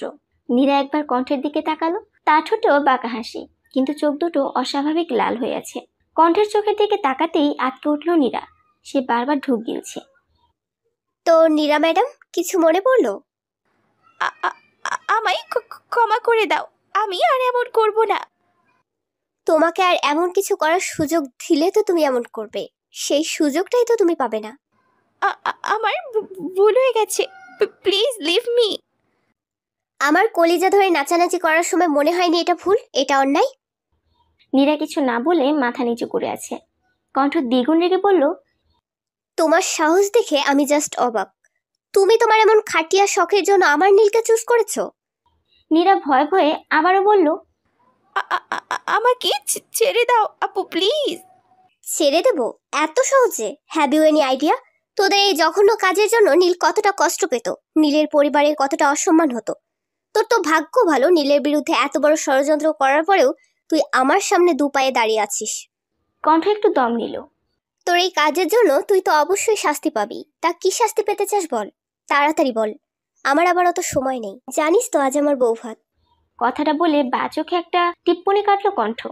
নীরা এখনো মাথা নিচু করে আছে। আচ্ছা, ভেবে শাস্তি ডিসাইড করবি, ঠিক আছে? তুই ভাবতে থাক। আর শৈবাল, আমাদের নীরা ম্যাডামের শো কল্ড প্রেমিকের কোনো খবর পেলে? কণ্ঠের মুখে নিজের প্রেমিকের কথা শুনে নীরা যেন 4000 ভোল্টের শক খেলো। নীরা বিস্তারিত নয়নে তাকালো কণ্ঠের দিকে। কণ্ঠ নীরার চাহনি দেখে বাঁকা হাসলো। কি ভেবেছিলে নীল একটা মেয়েকে বিয়ে করবে আর আমি তার কোনো খবর নেব না? তোমার সম্পর্কে তো সেদিনই সব ইনফরমেশন জোগাড় করেছি, যখন তোমাদের বিয়ের কথাবার্তা চলছিল। আমাকে এত কাঁচা খেলোয়াড় ভেবো না শোনা, আমি সব দিক সামলে তবেই মাঠে নামি। আচ্ছা, তোমার ওই প্রেমিকের নাম কি গো? রাহাত শিকদার ম্যাম। খুব সুন্দর নাম, যেমন সুন্দর নাম ঠিক তেমনই কুৎসিত কাজ। তা শৈবাল, নীরা ম্যাডামের শো কল্ড প্রেমিকের খোঁজ পেলে? শৈবাল ঠোঁট টিপে হেসে বলল, জি ম্যাম, নীলাপার সোকল প্রেমিক তার সোকল প্রেমিকের সাথে ট্যুরে গিয়েছে। নীরা যেন আরো অবাক হলো। তাহলে কি রাফাত তাকে ঠকালো? না না, রাফাত এমন করতে পারে না। রাফাত তাকে কেন ঠকাবে? রাফাত তো তাকে ভালোবাসে, খুব ভালোবাসে। 4 বছরের সম্পর্ক তাদের। তাহলে রাফাতের অনুপ্রেমিকা কোথা থেকে আসলো? ওরা হয়তো ভুল বলছে। ভুলই বলছে। রাফাত মোটেও এমন নয়, সে খুব ভালো ছেলে। নীরা বিভিন্ন কথায় নিজের মনকে সান্ত্বনা দিতে ব্যস্ত। আরে নীরা ম্যাডাম, আপনার শো কল্ড প্রেমিকের শো কল্ড প্রেমিকাও রয়েছে। বাই দ্য ওয়ে, রাফাত যদি নিজের প্রেমিকার সাথে সাজেক থাকে, তবে তুমি কে? রূপের দাস, বলল রিশা। তার ছেলের হাসি দিয়ে কণ্ঠ বলল, ঠিকই বলেছ। আর শৈবাল, রাফাত শিকদারের যদি সাজেক ঘোরা শেষ হয়ে থাকে, তবে তাকে একটু আমার দর্শন করিও তো। ব্যাটার কর্মফল দেয়া বাকি। জি ম্যাম। কণ্ঠ এক নজর নিজের হাতে থাকা ঘড়িটা দেখল। আচ্ছা শৈবাল, আমাকে যেতে হবে। রিসেপশনের সময় হয়ে এসেছে। আমার স্বামী হয়তো আমার অপেক্ষায় আছে। কণ্ঠ আপু, তুমি বিয়ে করেছো? হ্যাঁ, কেন? তুমি কি ভেবেছিলে আমি চিরকুমারী থাকবো? না, ঠিক তা না, কিন্তু তোমাকে কে বিয়ে করে অকালে শহীদ হতে চাইলো? কণ্ঠ চোখ ছোট করে তাকালো নীরার দিকে। নীরা একটা মেকি হাসি দিল। কণ্ঠ এবার দাঁত কিলিয়ে বলল, ওই তোমার না হওয়া বরকে নিজের না হওয়া বাচ্চার বাবা বানিয়ে দিয়েছি। মানে? কণ্ঠ কোনরূপ ভনিতা ছাড়াই বলে দিল, নীলকে বিয়ে করেছি। কি? কেন? ভালোবাসি তাই। নির্লিপ্ত কণ্ঠে কথাটা বলল কণ্ঠ। নীরা ভীষণ অবাক হলো। কণ্ঠ কাউকে ভালোবাসে এটা ভাবতে যতটা না কষ্ট হচ্ছে, তার চাইতে 1000 গুণ বেশি কষ্ট হচ্ছে এটা মানতে যে কণ্ঠ নীলকে ভালোবাসে। এটাও সম্ভব? নীরা অদ্ভুত দৃষ্টিতে তাকিয়ে আছে কণ্ঠের দিকে। কণ্ঠ তার এমন দৃষ্টির মানেটা বুঝলো। অবাক হচ্ছ তাই না? আমিও অবাক হয়েছিলাম যখন বুঝতে পারলাম আমি একজনকে ভালোবাসি। তাও কাকে? নীলের মতন একটা ছেলেকে, যে আমার বিপরীত মেরুর মানুষ। ওর সাথে আমার কোনো দিক দিয়ে মেলে না। আমরা সম্পূর্ণ আলাদা স্বভাব চরিত্রের মানুষ, কিন্তু ভালোবাসাটা না কিভাবে যেন হয়ে গেল টেরই পেলাম না। আর তুমি কিন্তু একটা বিগ থ্যাঙ্কস ডিজার্ভ করো। নীরা এবার ব্রু কুঁচকাল। তোমার জন্যই তো বুঝতে পেরেছিলাম আমি নীলকে ঠিক কতটা ভালোবাসি। জানো, তুমি যখন হেসে হেসে নীলের সাথে কথা বলতে, ইচ্ছে করতো তোমার মুখটা ভেঙে দিতে। রাতের বেলায় যখন নীলকে ফোন করলে ওর ফোন বিজি পেতাম, তখন সব ধ্বংস করে দিতে ইচ্ছে করতো। যখন তুমি নীলের হাত ধরে হাঁটতে, মন চাইতো তোমার হাতটা সুন্দর করে তোমার শরীর থেকে আলাদা করে দিই। অনেক কষ্টে তোমাদের বিয়ের দিন পর্যন্ত অপেক্ষা করেছি জানো। দিন যেন কাটছিল না। তুমি হয়তো ভাবছো, যখন আমি নীলকে এতটাই ভালোবাসি, তখন তোমাদের বিয়ের দিন পর্যন্ত কেন অপেক্ষা করলাম? আসলে কি বলতো, আমি নিজে ড্রামা কুইন না হলেও আই লাভ ড্রামা। আমার বিয়েতে ড্রামা হবে না তা হয় নাকি? কেমন বিধবা মার্কা লাগবে না? আর তোমাকে নিজের কবজায় পেতাম কি করে বলো? জানো, খুব ভেবেচিন্তে প্ল্যান বানিয়েছি। তোমাকে আর তোমার ওই লুচ ক্যারেক্টার প্রেমিককে তো আমি ছাড়বো না। খুব শখ না আমার নীলকে ইউজ করার? করাচ্ছি তোমাদের। আমার নীলের দিকে চোখ তুলে তাকালে আমি তোকে দিনের বেলায় তারা দেখিয়ে দেব। চেনো না আমাকে। নীরা একটু ভয় পেল, কারণ সে জানে কণ্ঠ ঠিক কতটা ভয়ঙ্কর। শৈবাল, রিশা, নজর রেখো ওর দিকে বলেই দরজার দিকে চলল। দরজার কাছে গিয়ে সে শৈবালকে কিছু একটা ইশারা করলো। অতঃপর সে চলে গেল। রিসেপশনের সময় হয়ে গেছে। মেহমানরা আসতে শুরু করে দিয়েছে, অথচ কণ্ঠের দেখা নেই। সকলে চিন্তায় শেষ। নীল শত বিরক্তি নিয়ে কণ্ঠের ফোনে একের পর এক ফোন করেই চলছে। কণ্ঠ ফোনও তুলছে না। ইডিয়েট মেয়ে, সবসময় তো খুব ইন্টেলিজেন্ট গিরি দেখায়, আর এখন দেখো ফোনটাও তুলছে না। আরে ভাই, ফোন যখন ধরবি না তখন ফোন সাথে কেন রাখিস? যত সব পাগলের দল। নিজে এক পাগল, আমাকেও পাগল বানিয়ে ছাড়বে। সবাই যখন কণ্ঠের চিন্তায় ব্যস্ত, তখন দরজা দিয়ে হাসি মুখে নিজের বাবার হাত ধরে হেঁটে হেঁটে আসছে। কণ্ঠকে দেখে সকলের জানে যেন পানি এলো। অপরদিকে নীলের প্রচন্ড রাগ হচ্ছে। কণ্ঠ গিয়ে নীলের পাশে দাঁড়ালো। নীল ফিসফিস করে কণ্ঠকে জিজ্ঞেস করলো, কোথায় ছিলিস তুই এতক্ষণ? ফুটবল মাঠে হাডুডু খেলতে গিয়েছিলাম। মানে? আরে বলো, দেখতেই তো পাচ্ছিস আইটেম বম সেজে এসেছি। তার মানে তো পার্লারেই ছিলাম। নীল আর কোনো কথা বলল না। এই মেয়ের সাথে কথা বলা মানে নিজের মাথায় নিজে নারকেল ফাটানো। রিসেপশনের অনুষ্ঠান খুব ভালোভাবেই শেষ হলো। কণ্ঠের বাবা কণ্ঠ আর নীলকে তাদের বাসায় নিয়ে গেল। যেহেতু কণ্ঠের মানেই, তাই কণ্ঠের বাবা আর কণ্ঠের ফুফুই সকল নিয়মকানুন পালন করছে। কণ্ঠদের বাড়িতে 2 দিন থেকে তারা আবারও নীলদের বাড়িতে আসলো। দেখতে দেখতে কেটে গেল 1 সপ্তাহ। কণ্ঠ আর নীলের মধ্যে টম অ্যান্ড জেরি টাইপ সম্পর্ক এখনো চলমান। কণ্ঠ নীলকে ভালোবাসলো, তার কর্মকাণ্ডে তা প্রকাশ পায় না। সে নীলকে হেনস্থা করার একটা সুযোগও হাতছাড়া করে না। অপরদিকে বেচারা নীল বউয়ের অত্যাচারে অত্যাচারিত। সকালবেলা নীলদের বাড়ির সবাই নাস্তা করছে। এমন সময় কণ্ঠ ফর্মাল ড্রেসে নিচে নামলো। কণ্ঠকে ফর্মাল ড্রেসে দেখে নীলের বাবা প্রশ্ন করলো, কণ্ঠমা, তুমি এইভাবে? আসলে বিয়ের চক্করে এতদিন অফিস যাওয়া হয়নি। অনেক কাজ জমে গেছে। আব্বু একা হাতে আর সামলাতে পারছে না। তুমি চাইলে আমাদের কোম্পানিতে জয়েন করতে পারো। সরি বাবা, আব্বুর কাছে আমি তার শক্তি। আমি চাই না আমার আব্বু কমজোর হোক। যতদিন না কাব্য দায়িত্ব নেওয়ার যোগ্য হচ্ছে, ততদিন আমি আব্বুর সাথেই থাকবো। আর আপনার জন্য তো আপনার বলদ মার্কা ছেলে আছেই। নীল কিঞ্চিত থেকে কণ্ঠের দিকে তাকালো। কণ্ঠ সেদিকে পাত্তা না দিয়ে নাস্তা শেষ করে অফিসে চলে গেল। কণ্ঠ অফিসে আসতেই সকল স্টাফ তাকে বিয়ের শুভেচ্ছা জানালো। কণ্ঠ সকলের সাথে কুশলাদি বিনিময় করে নিজের কেবিনে গিয়ে বসলো। একটু পর তার আব্বু আসলো তার কেবিনে। অফিসে না আসলেও পারতে। কেন, খুশি হননি আমাকে দেখে? তা নয়, এখন তুমি বিবাহিত, এভাবে অফিসে আসাটা ওরা কিভাবে দেখবে? আব্বু রিল্যাক্স, আমি ওদের বলে এসেছি, ওরা কিছু বলেনি। আর বললেও আমি কি আসতাম না নাকি? এটা আমার অফিস, হক আছে আমার, নাকি পর করে দিচ্ছ? কণ্ঠের আব্বু আলতো হেসে বলল, তোমাকে পর করি কি করে বলো তো? তুমি ছাড়া আমার আর কে আছে? কেন, তোমার একটা পোষ্য ছাগল আছে না, সে কোথায়? ও বাসায়। বাসায় কি করছে? অফিসে আসবে না নাকি? কণ্ঠের বাবা আমতা আমতা করে বলল। ও ঘুমাচ্ছে। কণ্ঠ এবার রেগে তার বাবার দিকে তাকালো। সকাল 10টা বাজে বাবা, আর ও এখনো ঘুমাচ্ছে? ও কি জীবনেও মানুষ হবে না? সারা জীবন ছাগল থেকে যাবে। কোথায় ভাবলাম ওর হাতে এবার সকল দায়িত্ব বুঝিয়ে দেব, কিন্তু মনে হয় না এটা আর সম্ভব। আসতে পারি? পরিচিত কণ্ঠ পেয়ে কণ্ঠ দরজার দিকে তাকালো। কাব্য দরজার সামনে ভদ্র ছেলের মতন দাঁড়িয়ে আছে। আসুন মহারাজ, আসুন, আপনার জন্যই তো আমরা অপেক্ষা করছিলাম। কাব্য আমতা আমতা করে ভেতরে প্রবেশ করলো। এটা তোমার বাবার অফিস, তার মানে এই না তুমি যখন খুশি তখন আসবে আর যখন খুশি তখন যাবে। বেশ রেগে কথাটা বলল কণ্ঠ। এমন রাগ কেন করছো? আমি কি ইচ্ছে করে দেরি করি নাকি? দেরি হয়ে যায়। আচ্ছা, তা কেন দেরি হয়? কাব্য কিছু না বলে আমতা আমতা করতে লাগলো। কি হলো বল? রাগছো কেন? তুমি তো জানোই আমার ঘুম একটু বেশি। কণ্ঠ আর কিছু না বলে কাব্যকে নিজের কেবিনে যেতে বলল। কাব্য বিনা বাক্যে ব্যয়ে চলে গেল। বাঘের সামনে কে বেশিক্ষণ থাকতে চায়? তোমার ছেলেটা দিন দিন কুম্ভকর্ণে পরিণত হচ্ছে, এর একটা বিয়ে দিতে হবে। বউ ঘরে আসলেই ঠিক হয়ে যাবে। কাব্যর তো পড়াশোনা শেষ হয়নি। তো কি হয়েছে, ওর বউ আসলে কি সে না খেয়ে মরবে? আর কাব্য তো ভালোই ইনকাম করে, তাছাড়া এত বড় কোম্পানির মালিকও। তোমার যা ভালো মনে হয় তাই করো। কাব্যর ওপর যদি সবচেয়ে বেশি কারো অধিকার থেকে থাকে তা তোমার। আমি জানি তুমি ওর জন্য তাই করবে, যা ওর জন্য উত্তম। বলে তিনিও চললেন নিজের কাজে। কাব্যের জন্মের সময় অতিরিক্ত রক্তক্ষরণে তাদের মা মারা যায়। তখন কণ্ঠের বয়স 10। কণ্ঠ ছোটবেলা থেকেই ম্যাচিওর আর দোষী টাইপের মেয়ে। অন্য মেয়েদের মতো আবদার ছিল না তার, যা চাই তা সে আদায় করে নিত। মা মারা যাওয়ার পর কাব্যকে সে বড় করেছে। নিজে ছোট ছিল তবুও কি সুন্দর ভাইকে সামলেছে। অফিসে আজ প্রথম দিন ছিল বলে কণ্ঠ তাড়াতাড়ি বাড়ি চলে গেল। বাসায় এসে ফ্রেশ হয়ে এক কাপ কফি নিয়ে বারান্দায় দাঁড়ালো কণ্ঠ। নীলের বারান্দায় বিভিন্ন ধরনের ফুলের গাছ রয়েছে। এগুলো সব নীল লাগিয়েছে, কাউকে ধরতে দেয় না সেগুলো। কণ্ঠ নীলের কালো গোলাপ গাছ থেকে একটা গোলাপ ছিঁড়ে কানে গুঁজে দিল। কিয়ৎক্ষণ অতিবাহিত হলে কণ্ঠ বুঝতে পারলো সে কি করছে। কণ্ঠ নিজের কাজে অবাক হলো। সে আগে কখনো এমন কাজ করেনি। এগুলোতে তার কোনো কালেই কোনো আগ্রহ ছিল না। সে সাজগোজ একদম পছন্দ করতো না, কিন্তু এখন কেন যেন সাজতে ভালো লাগে, আয়নায় নিজেকে দেখতে ভালো লাগে। প্রেমে পড়লে শত অপছন্দের জিনিসও পছন্দের হয়ে ওঠে। এই প্রেম শব্দটা কত অদ্ভুত।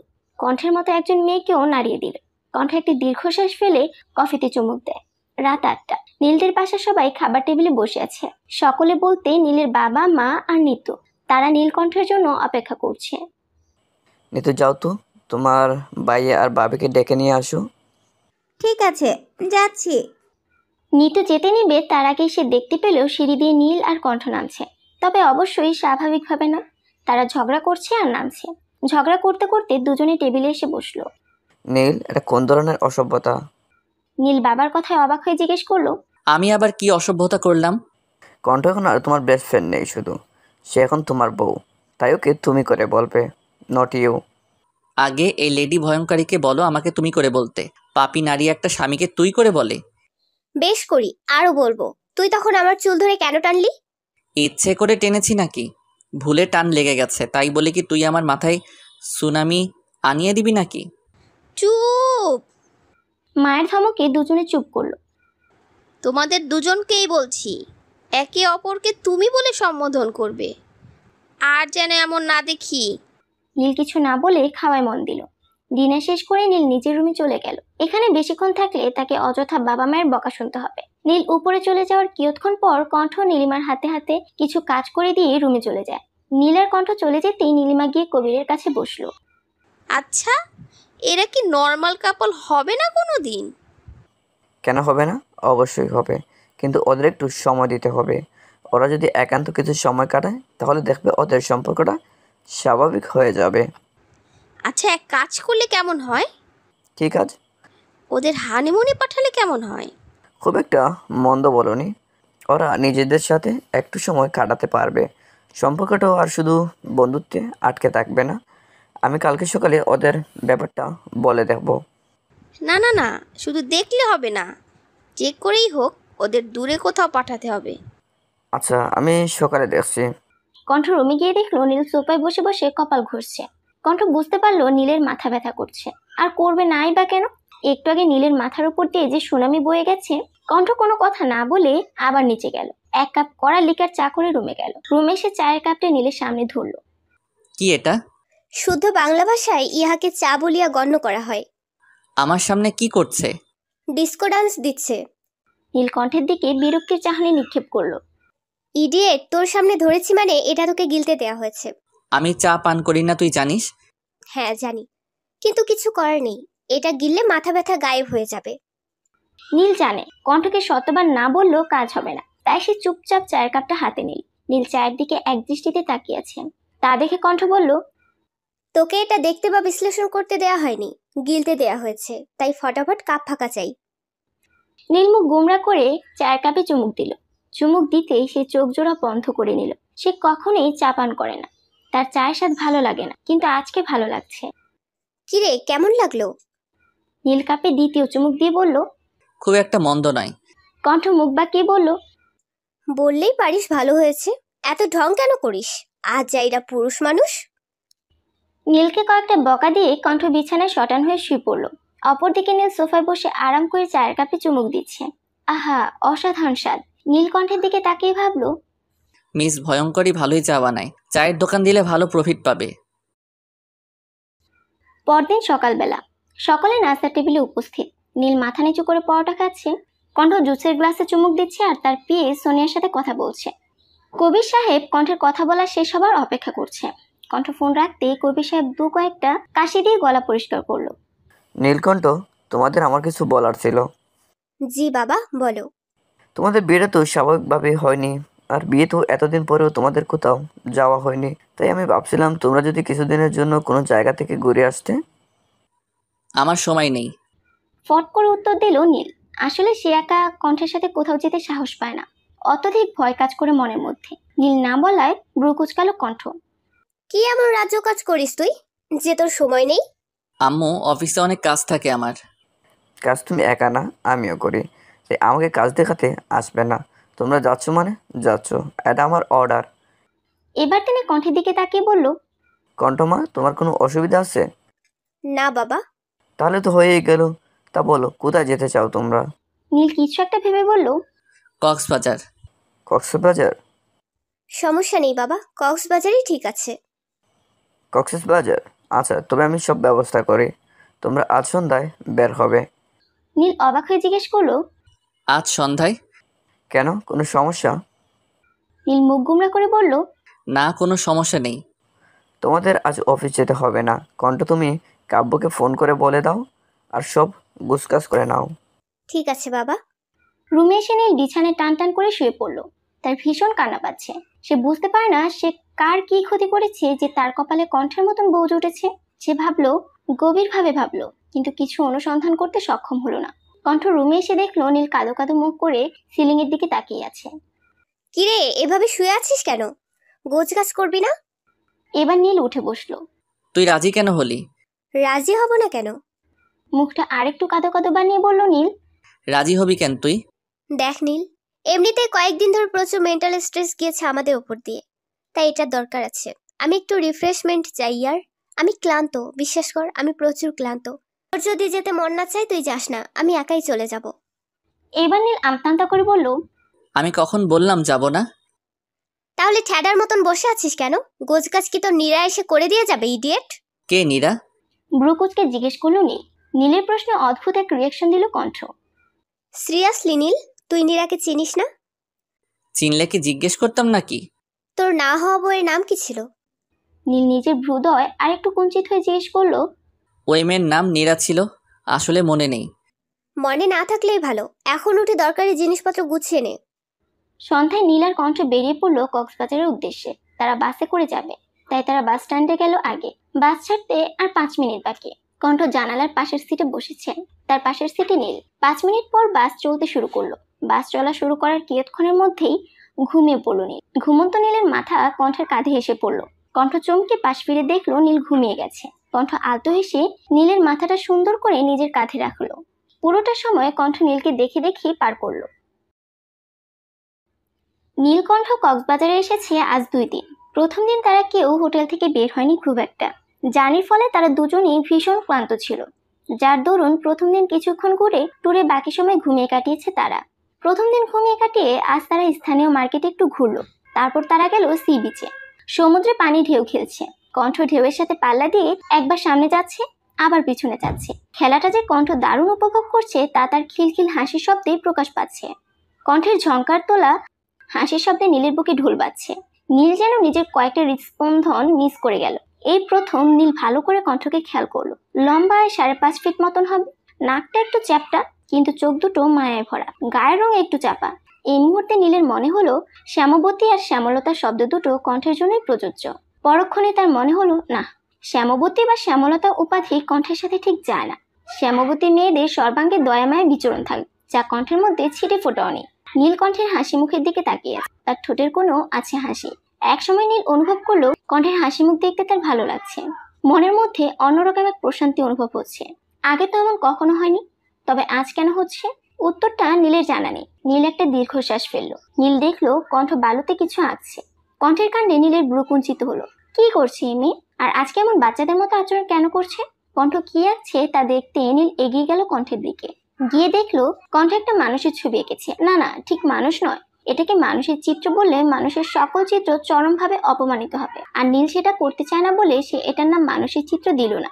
নীলের চোখ আটকালো চিত্রের নিচে থাকা 3 অক্ষরের ইংরেজি লেখার দিকে, যেখানে স্পষ্ট করে লেখা আছে নীল। নীল পুনরায় একটা দীর্ঘশ্বাস ফেললো। নীলকে দেখে কণ্ঠ উচ্ছ্বাসিত কণ্ঠে বলল, দেখ তো ছবিটা কেমন হয়েছে, একদম তোর মতো, তাই না? নীল কিছু না বলে সমুদ্রের পানির দিকে দৃষ্টি নিক্ষেপ করলো। তোর কি মন খারাপ নীল? কণ্ঠ নরম গলায় জিজ্ঞেস করলো। নীল এবারও নিরুত্তর। নীল তুই ঠিক আছিস? মনে হয় না। বেশ সময় নিয়ে উত্তর দিল নীল। মানে? জানি না রে, কিচ্ছু বুঝতে পারছি না কি হচ্ছে আমার সাথে, কেমন অগোছালো লাগছে নিজেকে। এই জন্যই বলি গাঁজা টাজা কম গিল, কিন্তু আমার কথা শোনা তো তোর ধাঁচে নেই। নীল শান্ত দৃষ্টিতে একবার কণ্ঠের দিকে তাকালো। সূর্যাস্তের কমল আভায় কণ্ঠের মুখশ্রী কেমন স্নিগ্ধ লাগছে। কণ্ঠের ঘর্মাক্ত মুখটা অনেক বেশি মোহনীয় লাগছে নীলের কাছে। নীলের বুকের বাপাসটা ধক করে উঠলো, তার নিঃশ্বাস যেন আটকে আসছে। এমন হাদার মতন তাকিয়ে আছিস কেন? হাদা শব্দটা শুনে নাক ছিটকালো নীল। নীলকে নাক কুচকাতে দেখে কণ্ঠ দুষ্ট হেসে বলল, এমনিতে তো আমার দিকে তাকাস না, আর আজকে তাকিয়ে আছিস। আমার প্রেমে পড়েছিস নাকি নীল? প্রেমে? তাও তোর? In your dream. আমার এতটাও খারাপ সময় আসেনি আমি তোর প্রেমে পড়বো। আমার প্রেমে কেন পড়বি তুই? তুই তো পড়বি নীরার প্রেমে, যে তোকে মাঝে রাস্তায় ফেলে চলে যাবে। নীল মুখ বাঁকালো। সন্ধ্যার পরে তারা সমুদ্রের তীরে বারবিকিউ এর আয়োজন করলো। কণ্ঠ দক্ষ হাতে শুকনো কাঠ এনে তাতে আগুন জ্বালালো। বারবিকিউ প্রোগ্রাম শেষ করে তারা রিসোর্টে ফিরলো। কণ্ঠ রিসোর্টে এসে লম্বা একটা শাওয়ার নিল। শাওয়ার নিয়ে বাইরে এসে রুমে নীলকে না দেখে একটু অবাক হলো কণ্ঠ। কোথায় গেল সে? কণ্ঠ ভাবনার মাঝেই নীলের আওয়াজ পাওয়া গেল, আমি বারান্দায়। কণ্ঠ মুচকে হাসলো। তোয়ালেটা চেয়ারে মেলে দিয়ে কণ্ঠ বারান্দায় গেল। নীল চোখ বন্ধ করে বারান্দায় দাঁড়িয়ে আছে। কণ্ঠ একবার নীলের দিকে তাকিয়ে অন্ধকারে মন কিছুক্ষণ বারান্দায় সময় কাটিয়ে কণ্ঠ রুমে চলে আসলো। তার ভীষণ ঘুম পাচ্ছে। কণ্ঠ রুমে আসার বেশ কিছুক্ষণ পর নীল রুমে আসলো।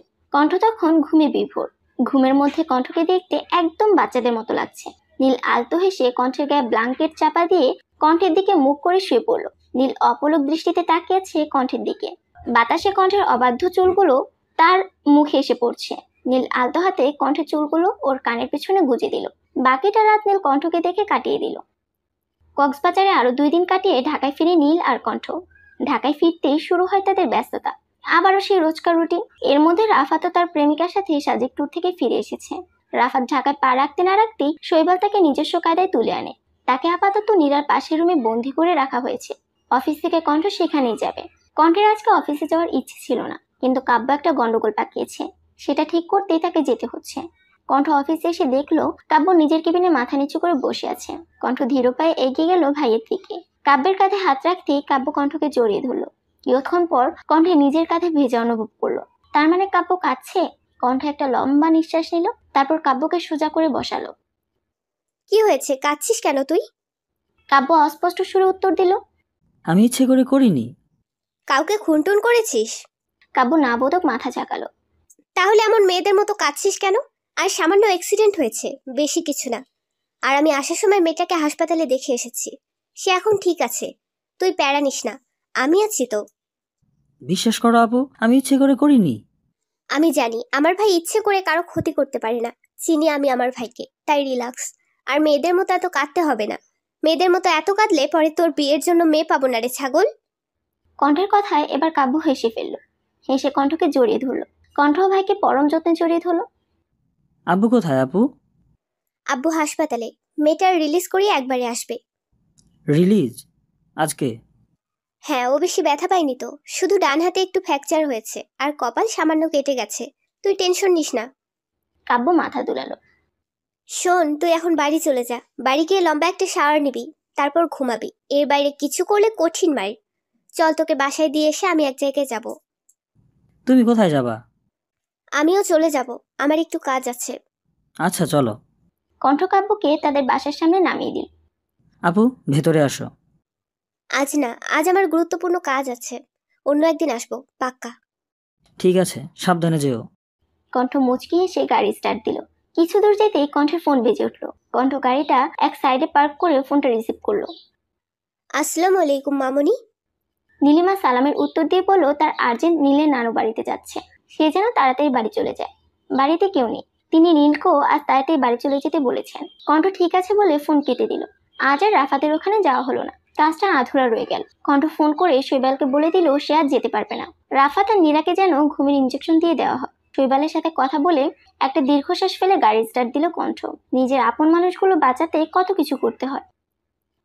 পরদিন সকালবেলা কণ্ঠ নীলকে তার কফি দিয়ে সে নাস্তার আয়োজন করছে। বাড়িতে শুধু সে আর নীল। নাস্তা বানিয়ে রেখে কণ্ঠ বের হবে। কালকে যে কাজটা অসম্পূর্ণ রয়ে গিয়েছিল আজ তা পূর্ণ করতে হবে। হাতে সময় নেই বেশি। কাজ করার মাঝেই কণ্ঠ রান্নাঘরে দ্বিতীয় কারো উপস্থিতি টের পেল। সে ঘাড় কাত করে দেখলো রান্নাঘরের দরজায় হেলান দিয়ে দাঁড়িয়ে আছে নীল। সকালে উঠে কণ্ঠকে পাশে না পেয়ে নীল নিচে আসে। এসে দেখে কণ্ঠ রান্না করছে। এপ্রিল মাসের শেষ দিকে গরম ভালোই পড়েছে। গরম আর গ্যাসের আগুনের তাপে কণ্ঠের নাকে বিন্দু বিন্দু ঘাম জমা হয়েছে। কণ্ঠের নাকে জমে থাকা ঘামগুলো নীলের কাছে যথেষ্ট মোহনীয় লাগছে। এটাও কি সম্ভব হতে পারে? আমরা যদি কারো প্রেমে পড়ি তাহলে তার সবকিছুই আমাদের মুগ্ধ করে। নীলের অবস্থাটাও তেমন। একটা সময় ছিল যখন সে কণ্ঠকে ভয় পেত, কণ্ঠের আশেপাশে থাকতে চাইতো না। কিন্তু এখন সে সবসময় কণ্ঠের কাছাকাছি থাকতে চায়। নীল এক ধ্যানে কণ্ঠকে দেখছে। আজকাল কেন যেন তার তৃষ্ণার্ত চোখ দুটো শুধু কণ্ঠকে দেখতে চায়। কণ্ঠকে দেখতে না পেলে মনটা কেমন অস্থির অস্থির লাগে। এই কয়দিনে তাদের সম্পর্ক কিছুটা স্বাভাবিক হয়ে গিয়েছে, তবুও কোথাও যেন একটা বাধা রয়ে গেছে। নীলকে দরজার সামনে দাঁড়িয়ে থাকতে দেখে কণ্ঠ প্রশ্ন করে, এখানে খাম্বার মতন দাঁড়িয়ে আছিস কেন? আজকে আর নীল মুখ বাঁকালো না। সে হাসি মুখে কণ্ঠের দিকে এগিয়ে যেতে যেতে জবাব দিল, তোকে সাহায্য করতে এসেছি। কণ্ঠ হাতের ছুরিটা এক পাশে রেখে বলল, সাহায্য করতে এসেছিস তুই আমাকে? নীল হাসিটা আর একটু চড়া করে বলল, হুম। এর আগে কখনো রান্না করে এসেছিস? কোনটাকে চিনি আর কোনটাকে লবণ বলে জানিস? জানবো না কেন? তা বল শুনি, তুই কি জানিস?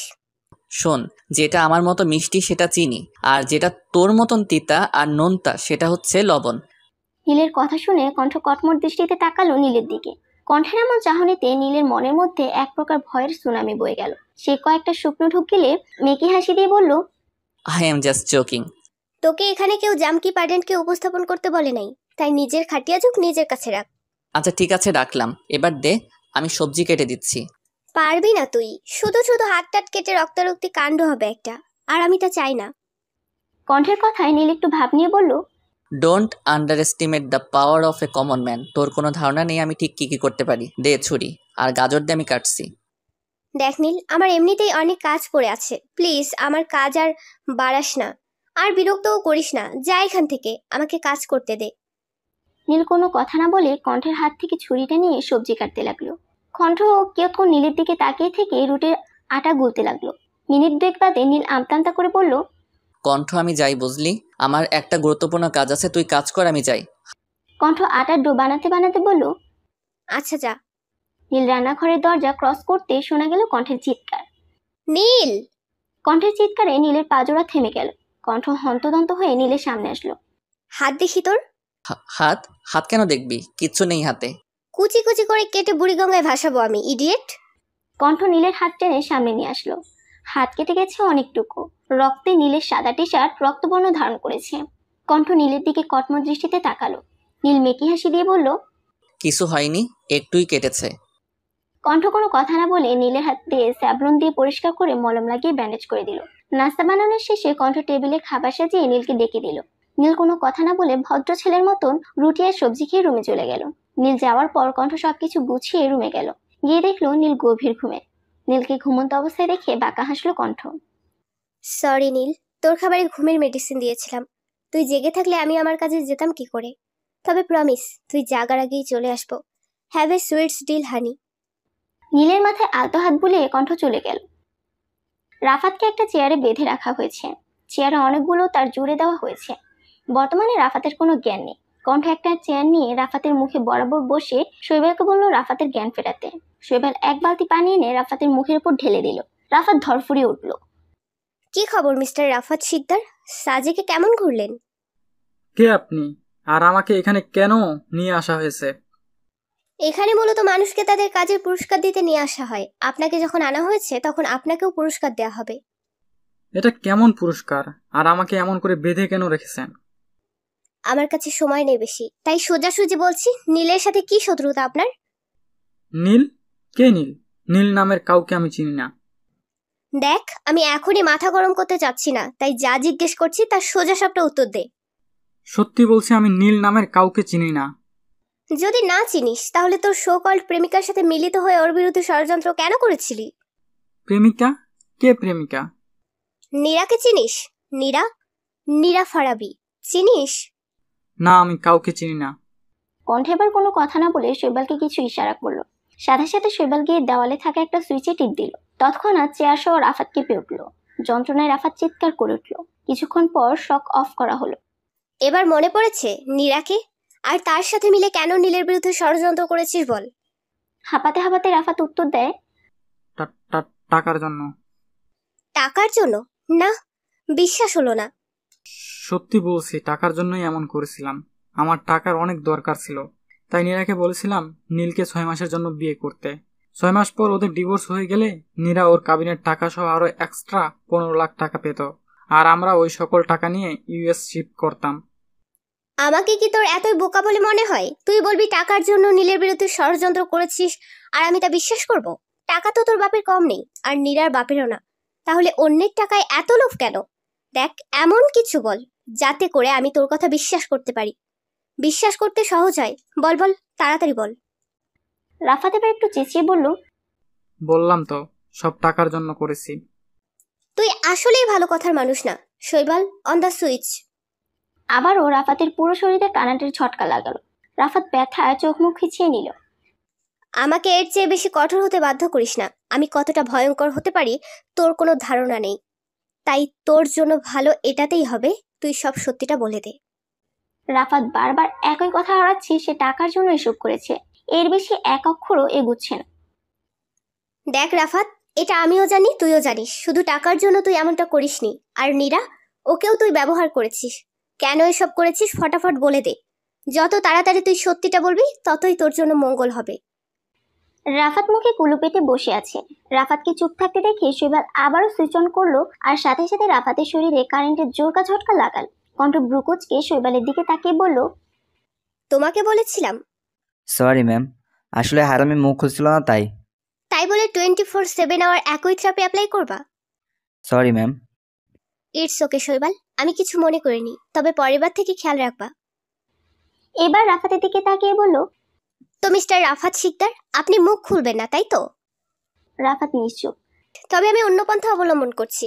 আচ্ছা রাফাত, তোর একটা বড় বিধবা বোন আছে তাই না, যার একটা ছোট্ট 7 বছর বয়সী ছেলে আছে, যে তোর বোনের বেঁচে থাকার একমাত্র সম্বল। তো আমরা যদি তোর বোনের সেই একমাত্র সম্বলকে গুম করে দেই বা মেরে ফেলি, তবে তোর কেমন লাগবে? রাফাতের চোখে এবার স্পষ্ট ভয় দেখতে পেল কণ্ঠ। রাফাতের ভীত চাহনি দেখে বাঁকা হাসলো কণ্ঠ। তার আর কষ্ট করা লাগবে না।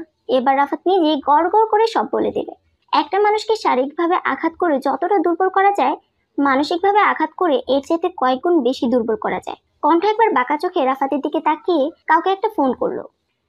হ্যালো শাফিন, শোনো, একটা বাচ্চাকে প্রতিশোধ নিতে সব করেছি, নীলের থেকে প্রতিশোধ। রাফাত এক প্রকার চেঁচিয়ে কথাটা বলল। কণ্ঠ আবারও বাঁকা হেসে কান থেকে ফোনটা নামালো। নীল তোর কোন পাকা ধানে মই দিয়েছিল যে তুই ওর থেকে প্রতিশোধ নিতে এসেছিস? ও একটা খুনি, খুন করেছে ও আমার বোনকে। কণ্ঠ প্রচন্ড অবাক হলো। কি বলছে এই ছেলে? মাথা ঠিক আছে এই ছেলের? নীল আর খুন? মাথা ঠিক আছে তোর? মাথা আমার ঠিকই আছে। তোমার নীল একটা খুনি। ওর জন্য, শুধুমাত্র ওর জন্য আজ আমার ছোট বোন এই দুনিয়াতে নেই। কি দোষ করেছিল আমার বোন? শুধু ওকে ভালোবেসেছিল। এটাই কি ওর দোষ ছিল? কেন? ভালোবাসা কি কোনো অপরাধ? কেন নীলকে ভালোবাসার জন্য আমার বোনকে মরতে হলো? কণ্ঠের মাথা গুলে যাচ্ছে। রাফাতের কোনো কথাই তার বোধগম্য হচ্ছে না। দেখ ভাই, সহজ ভাষায় সবটা বল, যাতে আমি বুঝতে পারি। তখন আমার বোন সবে অনার্সে ভর্তি হয়েছিল। কলেজের নবীনবরণ অনুষ্ঠানে রাফিয়া নীলকে প্রথম দেখেছিল। আর প্রথম দেখাতেই ও নীলকে ভালোবেসে ফেলে। একদিন সাহস করে ও নীলকে নিজের মনের কথাটা বলেও ছিল। কিন্তু নীল কি করলো? ভরা ক্যাম্পাসে ওকে অপমান করলো। রাফিয়া সেই অপমান সহ্য করতে না পেরে বাসায় এসে আত্মহত্যা করে। আমার বোনটার কি দোষ ছিল বলতো? কোনো অপরাধ করেছিল কি? ভালোবাসা তো কোনো অপরাধ নয়। তাহলে আমার বোনের ফুলের মতন জীবনটা কেন অকালে ঝরে গেল? নীলকে একটা মেয়ে প্রপোজ করেছিল? কই, আমি তো জানি না। এটা কিভাবে সম্ভব? সম্ভব, কারণ তখন তুমি দেশে ছিলে না। তুমি তখন জার্মানিতে ছিলে, তোমার খালার কাছে। কণ্ঠের এবার মনে পড়লো তখন তারা অনার্স 3য় বর্ষে উঠলো সবে। তার খালা অনেক অসুস্থ ছিল বলে তারা জার্মান গিয়েছিল খালার কাছে। জার্মান যাওয়ার পর নীলের ফোনে প্রায় 5 দিনের মতো বন্ধ ছিল। কারণ জানতে চাইলে নীল বিভিন্নভাবে বিষয়টি এড়িয়ে যেত। নীলকে আমি ছোটবেলা থেকে চিনি। নীল কোনো মেয়েকে অপমান তো দূরে থাক, আজ পর্যন্ত কোনো মেয়ের চোখের দিকে তাকিয়েও কথা বলেনি। তুই কিভাবে বলছিস নীল তোর বোনকে ভরা ক্যাম্পাসে অপমান করেছে? তুই বলবি আর আমি বিশ্বাস করে নেব? বিশ্বাস করা বা না করা সম্পূর্ণ তোমার ব্যাপার, কিন্তু সত্যি এটাই। আমার বোনের ডায়েরিতে স্পষ্ট লেখা আছে ও নীলকে প্রপোজ করেছিল, আর নীল ওকে অপমান করে। কাউকে ভালোবাসার অপরাধে নিজের জীবনটা দিয়ে দিল আমার বোন। শেষ কথাটা তাচ্ছিল্য করেই বলল রাফাত। কণ্ঠ রাফাতের কথায় কোনো প্রত্যুত্তর না করে উঠে একপাশে গিয়ে কাউকে ফোন করলো। কিছুক্ষণ পরে সে আবারও রাফাতের সামনে বসলো। মানলাম তোর বোন নীলকে ভালোবাসতো, নীলকে প্রপোজ করেছিল, আর নীলও ওকে অপমান করেছিল। আমাকে এখন একটা কথা বলতো, তোর বোন নীলকে কেমন ভালোবাসতো যে ভালোবাসার মানুষের দু একটা শক্ত কথা হজম করতে পারলো না? তোর বোন তো নিজেকেই ভালোবাসতে জানে না, সে কি করে অন্যকে ভালোবাসবে?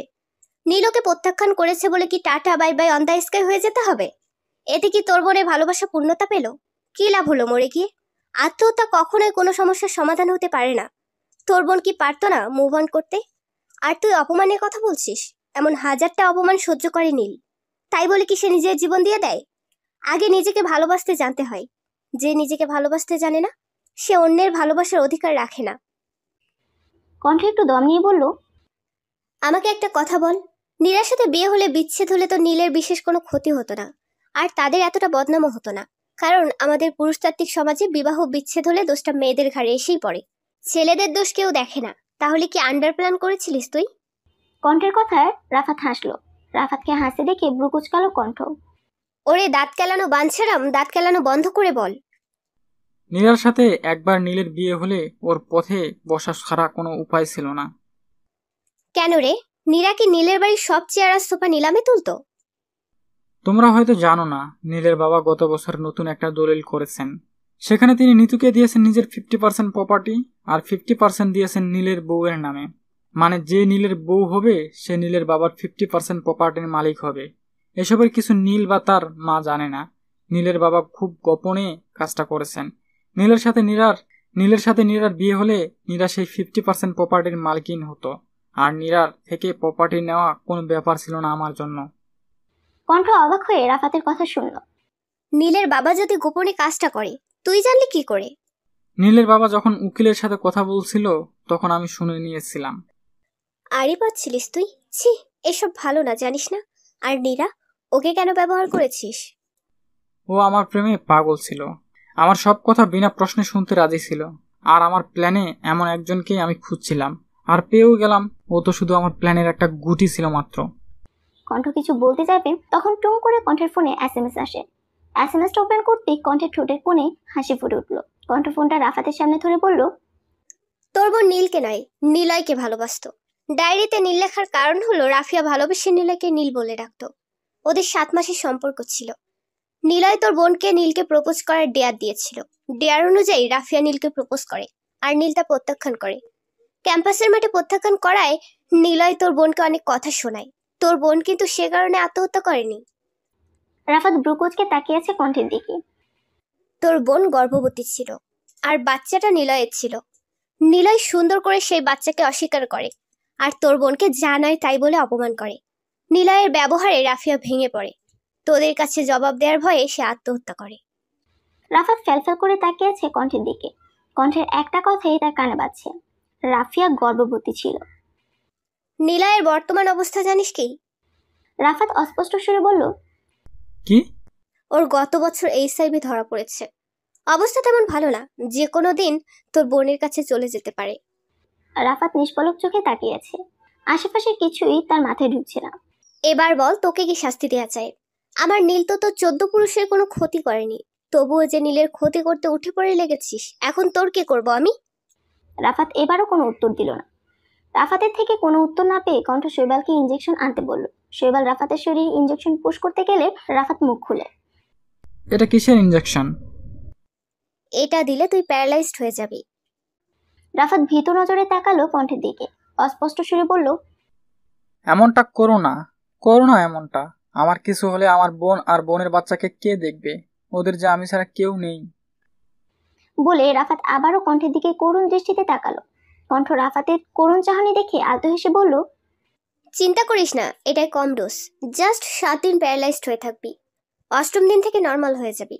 আমি জানি তোর বোন আর বোনের ছেলে তুই ছাড়া আর কেউ নেই। আমি এতটাও খারাপ নই যে একটা পিতৃহীন ছেলের মাথার ওপর থেকে তার ভরসা ছায়া কেড়ে নেব। আর তুই সুস্থ হবার আগ পর্যন্ত ওরা আমার দায়িত্ব। তুই চিন্তা করিস না, ওরা জানবে তুই এতদিন কাজের জন্য ঢাকার বাইরে আছিস, আর তোর চিকিৎসার সকল খরচ আমার। তুই 7 দিন রেস্ট কর। কণ্ঠ শৈবালকে ইশারা করতে সে ইঞ্জেকশন পুশ করে দিল। রাফাত ভাবছে এটাই তার কর্মফল, কিচ্ছু করার নেই। কণ্ঠ তাও তাকে কম শাস্তি দিয়েছে, তার তো আরো বড় শাস্তি পাওনা ছিল। সত্যিটা না জেনে একজন নির্দোষ মানুষের বিরুদ্ধে কত বড় ষড়যন্ত্র করেছিল। নারী থেকেও ক্ষমা চাইতে হবে। মেয়েটা তো তাকে ভালোবেসেছিল, সে কি করলো? মেয়েটির ভালোবাসার সুযোগ নিয়ে তাকে নিজের ঘৃণ্য কাজে ব্যবহার করলো। রাফাত নিজেকে ধিক্কার জানালো, নিজের ওপর রাগ হতে শুরু করলো তার। রাফাতকে হাসপাতালে পাঠিয়ে কণ্ঠ গেল নীরার কাছে। রাফাত এতক্ষণ যা যা বলেছে নীরা তার সবটাই শুনেছে। রাফাত তাকে ঠকিয়েছে ভাবতেই কান্নারে যেন দলা পাকিয়ে আসছে। সেটা মানতে পারছে না, রাফাত তাকে ভালোবাসতো না। বুকে অসহ্য ব্যথা অনুভূত হচ্ছে। কণ্ঠ এসে নীরার সামনে বসলো। কি নীরা ম্যাডাম, কেমন আছেন? প্রেমিক তো গেল, এবার কি করবেন কিছু ভেবেছেন? বাড়িতেও তো মনে হয় না জায়গা হবে, যে কাণ্ড ঘটিয়েছেন। তো এখান থেকে কোথায় যাবেন বলুন? US যাবেন? শেষের কথাটা বলে বাঁকা হাসলো কণ্ঠ। নীরা কণ্ঠের কথায় কোনো পাত্তা না দিয়ে বলল, তুমি কি নীলকে ভালোবাসো কণ্ঠ আপু? যদি ভালোই না বাসতাম তাহলে এত কিছু করলাম কেন? ঠেকা পড়ছিল ওই বলদের জন্য এত কিছু করতে। নীল কি তোমাকে ভালোবাসে? নীরার প্রশ্নের উত্তর নেই কণ্ঠের কাছে। একটা সম্পর্কের মূল ভিত্তি হলো বিশ্বাস। তুমি নীলের সাথে সম্পর্কটা তৈরি করেছো মিথ্যার উপর ভিত্তি করে। তোমার কি মনে হয় তোমাদের সম্পর্কটা টিকবে? আমার কিন্তু তা মনে হয় না। নীল তোমাকে বিশ্বাস করে ঠকেছে, এটা যদি নীল জানে তাহলে তোমার কি হবে? ও মেনে নেবে তোমাকে নাকি ছুঁড়ে ফেলে দিবে? কথায় আছে না, ঢেকি স্বর্গে গেলেও ধান ভানে। তোমার হয়েছে এই অবস্থা, নিজের কথা চিন্তা করো আগে। আর একটা কথা, আমি কোনো ফেলনা নই যে যখন খুশি তখন আমায় ছুঁড়ে ফেলে দেবে। আমি নিজের হক আদায় করতে খুব ভালোভাবেই জানি। আমার চিন্তা না করে তুমি বরং তোমার নিজের চিন্তা করো। আমি তো শুধু তোমাকে তোমাদের ভবিষ্যৎ নিয়ে একটু বললাম, বাকিটা তুমি ভালো বুঝো। কণ্ঠ নীরাকে আর কিছু না বলে শৈবালকে উদ্দেশ্য করে বলল, শৈবাল, নীরার পাসপোর্ট আর ভিসার ব্যবস্থা করো, আর যত তাড়াতাড়ি পারো এই ঝামেলাকে বিদায় করো। 10 বছরের আগে যেন বাংলাদেশে পা রাখতে না পারে। আপন মনে ড্রাইভ করছে কণ্ঠ। আজ থেকে সকল ঝামেলার অবসান হলো। এখন নীলের জীবনে আর কোনো বিপদ নেই, কিন্তু কতক্ষণ নেই তা কণ্ঠের জানা নেই। কারণ বিপদ না পারিয়ে আনলে ওই ছেলের আবার রাতে ভালো ঘুম হয় না ভেবে কণ্ঠ মুচকি হাসলো। গাড়ির রেডিওতে একটা শো চলছে। শোটা কণ্ঠের ভালোই লাগে। এতে আজকের বিষয় বিশ্বাস। সম্পর্কে ভালোবাসা থাকাটা যত জরুরি, বিশ্বাস থাকা ততটাই জরুরি। বিশ্বাস যে কোনো সম্পর্কের ভিত্তি। বিশ্বাস না থাকলে সম্পর্ক টিকে থাকে না। যে সম্পর্ক মিথ্যা দিয়ে শুরু হয় সে সম্পর্কের কোনো ভবিষ্যৎ থাকে না। প্রত্যেক সম্পর্কে সত্য থাকতে হয়। শোতে আরো অনেক কথা বলা হলো। কণ্ঠ শোয়ের প্রত্যেকটি কথা খুব মন দিয়ে শুনলো, আর নীরার বলা কথাগুলোও ভাবলো। আচ্ছা, নীল যদি জানতে পারে বিয়ের দিন নীরাকে আমি কিডন্যাপ করেছিলাম, তাহলেও কি করবে? আমাকে ভুল বুঝবে? ভুল বুঝে দূরে সরিয়ে রাখবে? কণ্ঠের ভেতর কেমন জানি অস্থিরতা কাজ করছে। সে কোনো রকম বাড়ি ফিরল। রুমে গিয়ে দেখলো নীল এখনো ঘুমোচ্ছে। কণ্ঠ একবার নীলের দিকে তাকিয়ে ফ্রেশ হয়ে এসে নীলের পাশে শুয়ে পড়ল। নীল আর তার সম্পর্কের ভবিষ্যৎ কি তা চিন্তা করতে করতে সে ঘুমিয়ে গেল। কণ্ঠের ঘুম ভাঙলো আজানের শব্দে। ঘুম ভেঙে পাশে নীলকে দেখতে পেল না সে। কণ্ঠ তেমন একটা মাথা না ঘামিয়ে অজু করে এসে নামাজ পড়ে নিল। বাহিরে মৃদু অন্ধকার বিরাজমান। নীল বারান্দায় দাঁড়িয়ে বাইরের দিকে তাকিয়ে গান গাইছে। কণ্ঠ রুমে দাঁড়িয়ে নীলের গান শুনছে। কণ্ঠ বরাবরের মতো এবারও নীলের গানে মুগ্ধ হতো। আগে প্রতিদিন ক্যাম্পাসে নীল গান গাইতো আর কণ্ঠ গিটার বাজাতো। গান শেষ করে নীল অন্ধকারে ছেয়ে থাকা আকাশের দিকে তাকালো। কত বিশাল এই আকাশ! বিশাল আকাশ দেখতে নীলেরও ভীষণ আনন্দ লাগে। নীলের গান শেষ হলে কণ্ঠ গুটি গুটি পায়ে নীলের দিকে এগিয়ে গেল। মৃদু স্বরে তাকে ডাকলো, নীল। আকাশের দিকে মুখ করে নীল উত্তর দিল। বল। কণ্ঠ ভাবলো নীলের হয়তো মন খারাপ। নীলিমা বাসায় না থাকলে নীলের মন খারাপ থাকে তা কণ্ঠ জানে। নীল, আমি তোকে কিছু বলতে চাই। এবার নীল কণ্ঠের দিকে তাকিয়ে গদগদ হয়ে বলল, তুই কি আমাকে প্রপোজ করবি কণ্ঠ? Wow, that's great. তুই জানিস আমার অনেক দিনের শখ ছিল আমার বউ আমাকে প্রপোজ করবে। আমার এতদিনের শখ আজকে পূরণ হতে যাচ্ছে। শোন, সুন্দর করে হাঁটু গেড়ে সুন্দর করে বসে প্রপোজ করবি, তা না হলে ওই আসল ফিলটা আসবে না, বুঝেছিস? নে শুরু কর। কণ্ঠ দাঁতে দাঁত চেপে তাকিয়ে আছে নীলের দিকে। এই ছেলে এসব চিন্তা করে? কণ্ঠ তাকে প্রপোজ করবে? Like seriously? এ কি রে কণ্ঠ, তোর হাত খালি কেন? খালি হাতে প্রপোজ করবি নাকি? এটা কেমন কথা কণ্ঠ? এত বড় একটা কোম্পানির এমডি হয়ে তুই নিজের বরকে খালি হাতে প্রপোজ করবি? আমি তো তোর নিজের বরই নাকি, অন্যের তো আর না। খালি হাতে প্রপোজ করলে কেমন জানি বিধবা মার্কা লাগে, আর মানুষ জানলে আমার মান সম্মান থাকবে? আচ্ছা ঠিক আছে, এক কাজ কর, তুই আমার গাছের একটা ফুল দিয়ে আপাতত কাজ চালিয়ে নে। কণ্ঠ সহ্য করতে না পেরে চুপচাপ রুমে চলে আসলো। কিরে কই যাস? ওই কণ্ঠ, প্রপোজ করবি না? কিরে? কণ্ঠ নীলকে পাত্তা না দিয়ে কাঁথা মুড়ি দিয়ে শুয়ে পড়ল। নীল একবার কণ্ঠের দিকে তাকিয়ে বলল, সাচে আনরোমান্টিক মহিলা। নীল কণ্ঠের পিছন পিছন রুমে গেল। ততক্ষণে কণ্ঠ ব্ল্যাঙ্কেট চাপা দিয়ে শুয়ে পড়েছে। নীল কণ্ঠের দিকে তাকিয়ে গ্লুকোজকে দাঁড়িয়ে আছে। এত গরমে কেউ ব্ল্যাঙ্কেট চাপা দেয়, তাও আবার এসি অফ করে? আচমকাই নীলের মাথায় একটা শয়তানি বুদ্ধি এলো। নীল একটা বাঁকা হাসি দিয়ে কাভার থেকে আরো দুটো ব্ল্যাঙ্কেট এনে কণ্ঠের গায়ে সুন্দর করে চাপা দিয়ে দিল। কিয়ৎক্ষণ পর কণ্ঠ সকল ব্ল্যাঙ্কেট সরিয়ে উঠে বসলো। সে ঘন ঘন নিঃশ্বাস নিচ্ছে, সেই সাথে সে ঘেমে একাকার। নীল একটা মুখ ভেঙচি দিয়ে নিচে চলে গেল। আকাম করে তার মনটা এখন কফি চাইছে। নীল নিচে গিয়ে দেখলো ওর বাবা মা চলে এসেছে। মাকে দেখে নীল দৌড়ে গিয়ে তাকে জড়িয়ে ধরলো। আমি তোমাকে খুব মিস করেছি আম্মু। নীলিমা মুখ বাঁকিয়ে বলল, এ আর নতুন কি, তুই তো সব সময় আমাকে মিস করিস। বিয়ে দিলাম কই নিজের বউকে মিস করবি, তা না মাকে মিস করে। আচ্ছা কণ্ঠ কোথায়? ও রুমে আছে, দাঁড়াও ডাকছি।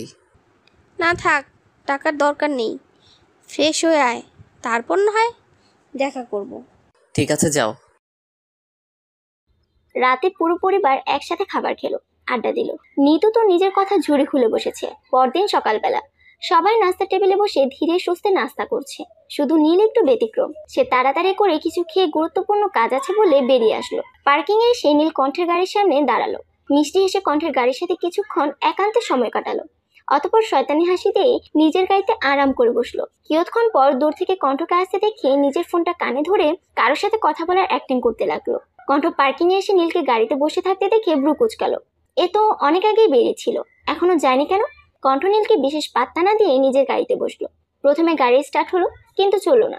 দ্বিতীয়বারও একই অবস্থা। কণ্ঠ কি হয়েছে গাড়ি থেকে নেমে দেখলো টায়ারে হাওয়া নেই।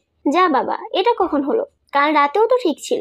কণ্ঠকে দাঁড়িয়ে থাকতে দেখে নীল গাড়ি থেকে বেরিয়ে আসলো। এসে জিজ্ঞেস করলো, কি হয়েছে, দাঁড়িয়ে আছিস কেন? কণ্ঠ বিরক্ত হয়ে বলল, টায়ারে হাওয়া নেই। ও আচ্ছা চল, আমি তোকে তোর অফিসে নামিয়ে দিয়ে আসছি। লাগবে না, আমি ক্যাব বুক করে নেব। হ্যাঁ সে তুই করতেই পারিস, কিন্তু ভাব কখন ক্যাব বুক করবি, কখন ক্যাব আসবে, আর কখন তুই অফিস যাবি। আর তোর তো আজকে ইম্পর্টেন্ট মিটিংও আছে, দেরি হয়ে গেলে কিন্তু ডিল ফাইনাল হবে না। কণ্ঠ কিয়ৎক্ষণ নীলের দিকে তাকিয়ে থেকে তার সাথে যেতে রাজি হলো। আচ্ছা চল। চল। কণ্ঠ বড় বড় কদমে গাড়িতে উঠে বসলো। কণ্ঠ গাড়িতে গিয়ে বসতেই নীল বাঁকা হাসি দিল। তেরা বউকে সোজা করতে একটু শয়তানি বুদ্ধি তো খাটাতেই হয়। নীল স্টাইল মেরে সানগ্লাস চোখে দিয়ে গাড়িতে উঠে বসলো। গাড়ি চলছে আপন গতিতে। কণ্ঠ বাইরের দিকে তাকিয়ে আছে, আর নীল বিরক্তি নিয়ে তাকিয়ে আছে কণ্ঠের দিকে। এক পর্যায়ে নীল কণ্ঠের বাহুতে চিমটি কাটলো। কি সমস্যা তোর? চিমটি দিলি কেন? আমার সমস্যায় পরে আসা যাবে, আগে বল তোর সমস্যা কোথায়? বাইরে কি দেখিস তুই? প্রকৃতি দেখি। সিরিয়াসলি কণ্ঠ, তুই ঢাকা শহরে প্রকৃতি দেখিস? দেখ, বাহিরে তাকিয়ে জ্যাম ছাড়া কিছু দেখা যায় না। এটাই ঢাকার সৌন্দর্য। তুই আসলে একটা বেরসিক মানুষ। তোর পাশে এত সুন্দর, এত ড্যাশিং, স্মার্ট, কিউট একটা ছেলে বসে আছে। কোথায় তুই তাকে দেখবি, অপলকভাবে দেখবি, দেখতে দেখতে নিজের চোখের জ্যোতি কমিয়ে ফেলবি, তাও তোর আমাকে দেখা শেষ হবে না। আর আমি যখন তোর দিকে তাকাবো, তুই লাজুক হেসে মাথা নত করবি, তাহলে না বিষয়টা জমবে। কণ্ঠের কোনো উত্তর না পেয়ে নীল কণ্ঠের দিকে তাকালো, আর যা দেখলো তাতে ওর মেজাজ তুঙ্গে। কণ্ঠ কানে হেডফোন লাগিয়ে আরাম করে গান শুনছে। নীল টান দিয়ে হেডফোন নিয়ে গাড়ির জানালা দিয়ে বাইরে ফেলে দিল। কণ্ঠ দাঁতে দাঁত চেপে বলল, কি করলি এটা? ফেলে দিলাম। কেন দিলি? কারণ এটাকে এই মুহূর্তে নিজের সতীন বলে মনে হচ্ছিল। হোয়াট? মানে কি? মানে হলো, তুই আমার দিকে তো তাকিয়ে গান শুনছিলি। তোর কি রূপ বেড়েছে নাকি পাখনা গজিয়েছে যে আমি তোকে দেখব? 2 বছর আগে যেমন ছিলিস এখনো একই রকম আছিস। কে বলেছে একরকম আছি? 2 বছর আগে আমি পিওর সিঙ্গেল ছিলাম, আর এখন আমি পিওর মিঙ্গেল। আমার একটা দোষী বউ আছে। তোর কি মনে হচ্ছে না তুই ইদানিং উদ্ভট আচরণ করছিস? পাপী নারী, স্বামীকে তুই বলার অপরাধে তোর গর্দান নেওয়া উচিত। অসভ্য মহিলা একটা। স্বামীকে কেউ তুই করে বলে? সম্মান দিবি, বুঝলি? তুই কোন দেশের প্রেসিডেন্ট তোকে সম্মান দেব? নিজের বেস্ট ফ্রেন্ডকে না হয় সম্মান না দিলি, তাই বলে কি নিজের স্বামীকে সম্মান দিবি না? আর কালকে তুই আমাকে প্রপোজ করতে এসে প্রপোজ করলি না কেন? কে বলছে আমি তোরে প্রপোজ করতে গেছিলাম? আমি তো একটা সিরিয়াস কথা বলতে গিয়েছিলাম। শোন, দুনিয়াতে প্রেমে পড়ার আর প্রেমকে ইজহার করার চেয়ে দ্বিতীয় কোনো কিছু সিরিয়াস হতে পারে না। প্রেম বিষয়টাই সিরিয়াস। হেলাফেলা করলেই সর্বনাশ, মারাত্মক সর্বনাশ। এমন একটা সিরিয়াস ব্যাপারকে তুচ্ছ তাচ্ছিল্য করা ঠিক নয়। হয়েছে, নিজের ভাষণ বন্ধ করে এবার গাড়ি থামা। আমার অফিস এসে গেছে। এত তাড়াতাড়ি কিভাবে আসলো? ফর ইয়োর কাইন্ড ইনফরমেশন, আপনি বিগত 40 মিনিট যাবৎ ফালতু বকবক করে চলেছেন। আমার কথা তোর কাছে ফালতু মনে হয়? অবশ্যই মনে হয়। আর নীল, তুই তো আগে এমন ছিলিস না। বোম ফাটলেও তো তোর পেট থেকে কোনো কথা বের করানো যেত না। আর এখন হাজার বলেও চুপ করানো যায় না। কি হয়েছে কি তোর? প্রেমে ধরেছে রে পাগলি, প্রেমে ধরেছে। তুই নেহি সমঝেগা। কণ্ঠ কোনো কথা না বলে চুপচাপ বেরিয়ে আসলো। এই ছেলের কাছে আর 2 মিনিট থাকলে ফর শিওর সে পাগল হয়ে পাবনা চলে যাবে। দুপুরবেলা কণ্ঠ নিজের কেবিনে বসে কাজ করছে। এমন সময় হুড়মুড় করে কেবিনে প্রবেশ করলো নীল। নীলকে দেখে কণ্ঠ অবাক হলো, কারণ সে এই মুহূর্তে এখানে নীলকে আশা করেনি। তুই এই সময় এখানে কেন? তোর বাপির অফিসে কি আমি আসতে পারি না? সোজা উত্তর দেয়া যায় না? যাই, কিন্তু সেটা ডিপেন্ড করে উত্তর কোন টাইপের মানুষকে দেওয়া হচ্ছে তার উপর। বাদ দে ওসব কথা। লাঞ্চ করেছিস? না। গ্রেট, আমিও করিনি। চল আজকে একসাথে লাঞ্চ করব। ঠিক আছে, তুই বস, আমি খাবার অর্ডার করছি। তোকে কি আমি নিরামিষ শখে বলি? তুই আসলে একটা অকর্মণ্য মেয়ে। বেশি বকবক না করে চল এখন আমার সাথে। কোথায় যাব? তোকে বললাম না চুপ থাকতে। বলেই কণ্ঠকে টেনে নিয়ে যেতে লাগলো। আরে এভাবে টানছিস কেন? তোর কি ইচ্ছে তোকে আমি কোলে করে নিয়ে যাব? যদি এমন ভেবে থাকিস তবে এসব ভাবনা মাথা থেকে ঝেড়ে ফেল। তোর মতো আলুর গোদামকে আমি কোলে দিতে পারবো না, সরি। আবারও সে কণ্ঠকে টেনে নিয়ে যেতে লাগলো। অফিসের সকল স্টাফ ওদের দিকে অবাক হয়ে তাকিয়ে আছে। কেউ কিছু বলার সাহস পাচ্ছে না, কারণ তারা কণ্ঠ এবং তার রাগ সম্পর্কে অবগত। নীল কণ্ঠকে কণ্ঠের অফিসের সামনে থাকা একটা রেস্তোরাঁয় নিয়ে এলো। এখানে আসবে বললেই পারতি, অযথা টেনে আনার কোনো মানেই ছিল না। আরে ধুর গাধি, বললে তো তুই সুন্দর করে আসতি, তখন কি তোকে আর টানতে পারতাম? কণ্ঠ কিছু বলল না। আজকাল নীলের কথার আষ্টে পৃষ্ঠে বলার মতো সে কোনো শব্দ খুঁজে পায় না। আসলে নীলের এমন ব্যবহারে সে এত অবাক হয় যে নিজের অবাকতা কাটিয়ে ওঠার আগেই নীল অন্য কিছু বলে আর কণ্ঠ আবারও তলিয়ে যায় অবাকতার অতল গহ্বরে। পরদিন বিকেলবেলা কণ্ঠ ছাদের গাছগুলোতে পানি দিচ্ছে। শেষ রাতের দিকে কণ্ঠের হালকা জ্বর ছিল বলে নীল আজকে ওকে অফিসে যেতে দেয়নি। যদিও কণ্ঠ অফিসে যেতে জেদ ধরেছিল, কিন্তু সবার ইমোশনাল ব্ল্যাকমেলের কাছে তাকে পরাজিত হতে হলো। সারাদিন বাসে বসে থাকতে থাকতে কণ্ঠ প্রচন্ড বিরক্ত হয়ে গিয়েছে। এইভাবে সারাদিন বসে বসে কাটানো যায়? এভাবে বসে বসে দিন কাটালে তো সুস্থ মানুষও অসুস্থ হয়ে যাবে। গাছে পানি দেওয়া শেষ করে কণ্ঠ রুমে আসলো। এসে দেখে নীল শার্ট চেঞ্জ করে টি শার্ট পরছে। টি শার্ট পরার সময় নীল কেমন যে মৃদু আর্তনাদ করে উঠেছে। কণ্ঠ ব্রুকুচকে নীলের দিকে এগিয়ে গিয়ে দেখলো নীলের বাঁ হাত অনেকখানি ছিঁড়ে গিয়েছে। নীল, কেমন করে হলো এসব? তো তুই? হ্যাঁ আমি। তোর হাত এভাবে কাটলো কিভাবে? ও কিছু না, সামান্য অ্যাক্সিডেন্ট। অ্যাক্সিডেন্ট কিভাবে করলি? নীল আমতা আমতা করে বলল, আসলে ফোনে কথা বলতে বলতে রাস্তা পার হচ্ছিলাম, তখনই হয়েছে অ্যাক্সিডেন্ট। তুই জানিস না ড্রাইভ করার সময় বা রাস্তা পার হওয়ার সময় ফোনে কথা বলা ঠিক না? তাহলে তুই কেন করলি এমন? দেখেছিস কতখানি কেটে গিয়েছে। ইস, কি অবস্থা হয়েছে হাতের। কই কি অবস্থা হয়েছে? অল্পই তো। এটা অল্প? আর কোথায় ব্যথা পেয়েছিস দেখি? টি শার্ট খোল। নীল দুই হাতে বুকের উপর আড়াআড়ি ভাবে রেখে বলল, ছি কণ্ঠ, তুই এমন, আমি কখনো ভাবি নাই তুই এমন আচরণ করবি আমার সাথে। কণ্ঠ ব্রুকুচকে তাকালো নীলের দিকে। সে আসলে বোঝার চেষ্টা করছে সে কেমন। কেমন আমি? তুই অন্তত লুচু মনের একজন মহিলা। কণ্ঠ এবার বোকার মতো তাকালো। আমার মতন একটা অবলা নিরীহ নিষ্পাপ ছেলেকে একা পেয়ে তুই আমার সুযোগ নিতে চাচ্ছিস? কণ্ঠ নীলের কথা কটমট দৃষ্টিতে তাকালো তার দিকে। নীল একটা মেঘে হাসিয়ে দিল। পুরুষ মানুষ যতই শক্তিশালী হোক না কেন, সে তিনটা নারীর কাছে চিরকাল পরাজিত, মা, বউ আর মেয়ে। কণ্ঠ নীলের পুরো বডি সচেতন চোখে পরখ করে নিল, আর কোথাও ব্যথা ট্যাথা পেয়েছে কিনা। তারপর হাতের ক্ষতস্থানে স্যাবলন দিয়ে পরিষ্কার করে সুন্দর করে ব্যান্ডেজ করে দিল। আমি খাবার আনছি, খাবার খেয়ে মেডিসিন খেয়ে নিবি। আর একটা বাড়তি কথা যদি বলিস, মায়ের একটাও মাটিতে পড়বে না, এই আমি বলে দিলাম। নীল আর কোনো তেরামি না করে সুন্দর করে খাবার খেয়ে নিল, সাথে ওষুধও। যেহেতু সে বেশি ব্যথা পায়নি, তাই চিন্তারও তেমন কিছু নেই। 2 দিনে ক্ষত শুকিয়ে যাবে। 7 দিন পর। দেখতে দেখতে চলে গেল 7 দিন। এই 7 দিনে নীল কণ্ঠকে জ্বালিয়েছে প্রচুর। নীল আর কণ্ঠের সম্পর্ক স্বাভাবিক হয়ে গিয়েছে। এর সম্পূর্ণ ক্রেডিট অবশ্য নীলের। সেই তাদের সম্পর্কটাকে নতুন একটা পরিচয় দিয়েছে। এখন তাদের মধ্যে সব ঠিকঠাক, কিন্তু কেউ কাউকে তুমি বলে সম্বোধন করতে পারে না। তবে তাই চেষ্টা করছে। এতদিনের অভ্যাস কি আর 7 দিনে যায়? রাফাতকে আজ হাসপাতাল থেকে রিলিজ করে দেওয়া হয়েছে। সে এখন সুস্থ, তবে দুর্বলতা আছে কিছু। ডাক্তার বলেছে প্যারালাইজ থাকার কারণে এই দুর্বলতা, তবে তা প্রখর নয়। কণ্ঠ অফিস আসার পর রাফাতকে দেখে এসেছে, আর শৈবালকে বলে দিয়েছে রাফাতকে বাড়ি পৌঁছে দিয়ে আসতে, আর রাফাতের যেন কোনো অসুবিধা না হয় তা এনশিওর করতে। কণ্ঠ নিজের কেবিনে বসে ল্যাপটপে কাজ করছে। তখন হন্তদন্ত হয়ে তার কেবিনে রিশা প্রবেশ করলো। ম্যাম। এ কি রিশা, তুমি হাঁপাচ্ছ কেন? কি হয়েছে? ম্যাম, নীরা। নীরা? কি হয়েছে নীরার? নীরা পালিয়ে গেছে। কণ্ঠ কিয়ৎক্ষণ নিশ্চুপ রইল, অতঃপর রিশাকে বলল নিজের কেবিনে যেতে। রিশাও কোনো কথা না বলে চলে গেল, কারণ এখন হয়তো কণ্ঠের মাথা গরম হয়ে যাবে। আর হিংস্র বাঘিনীর সামনে যত কম আসা যায় ততই মঙ্গল। রিশা চলে যাওয়ার মিনিট 2 বাদে কণ্ঠের ফোনে কল আসলো। কণ্ঠ ফোনটা কানে ধরে কয়েকটা জোরে নিঃশ্বাস নিল, অতঃপর বিনা বাক্যে ফোনটা কেটে দিল। ল্যাপটপটা শাটডাউন করে কণ্ঠ অফিস থেকে বেরিয়ে আসলো। আজকে সে নিজের মাকে অনেক মিস করছে। কণ্ঠ অফিস থেকে বেরিয়ে সোজা মায়ের কবরের কাছে গেল। মায়ের কবরের পাশে কিছুক্ষণ সময় কাটিয়ে এসে বাসায় চলে আসলো।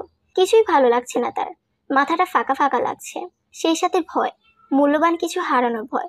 সন্ধ্যা তখন হয়নি। কণ্ঠ উদাস মনে বারান্দায় দাঁড়িয়েছে।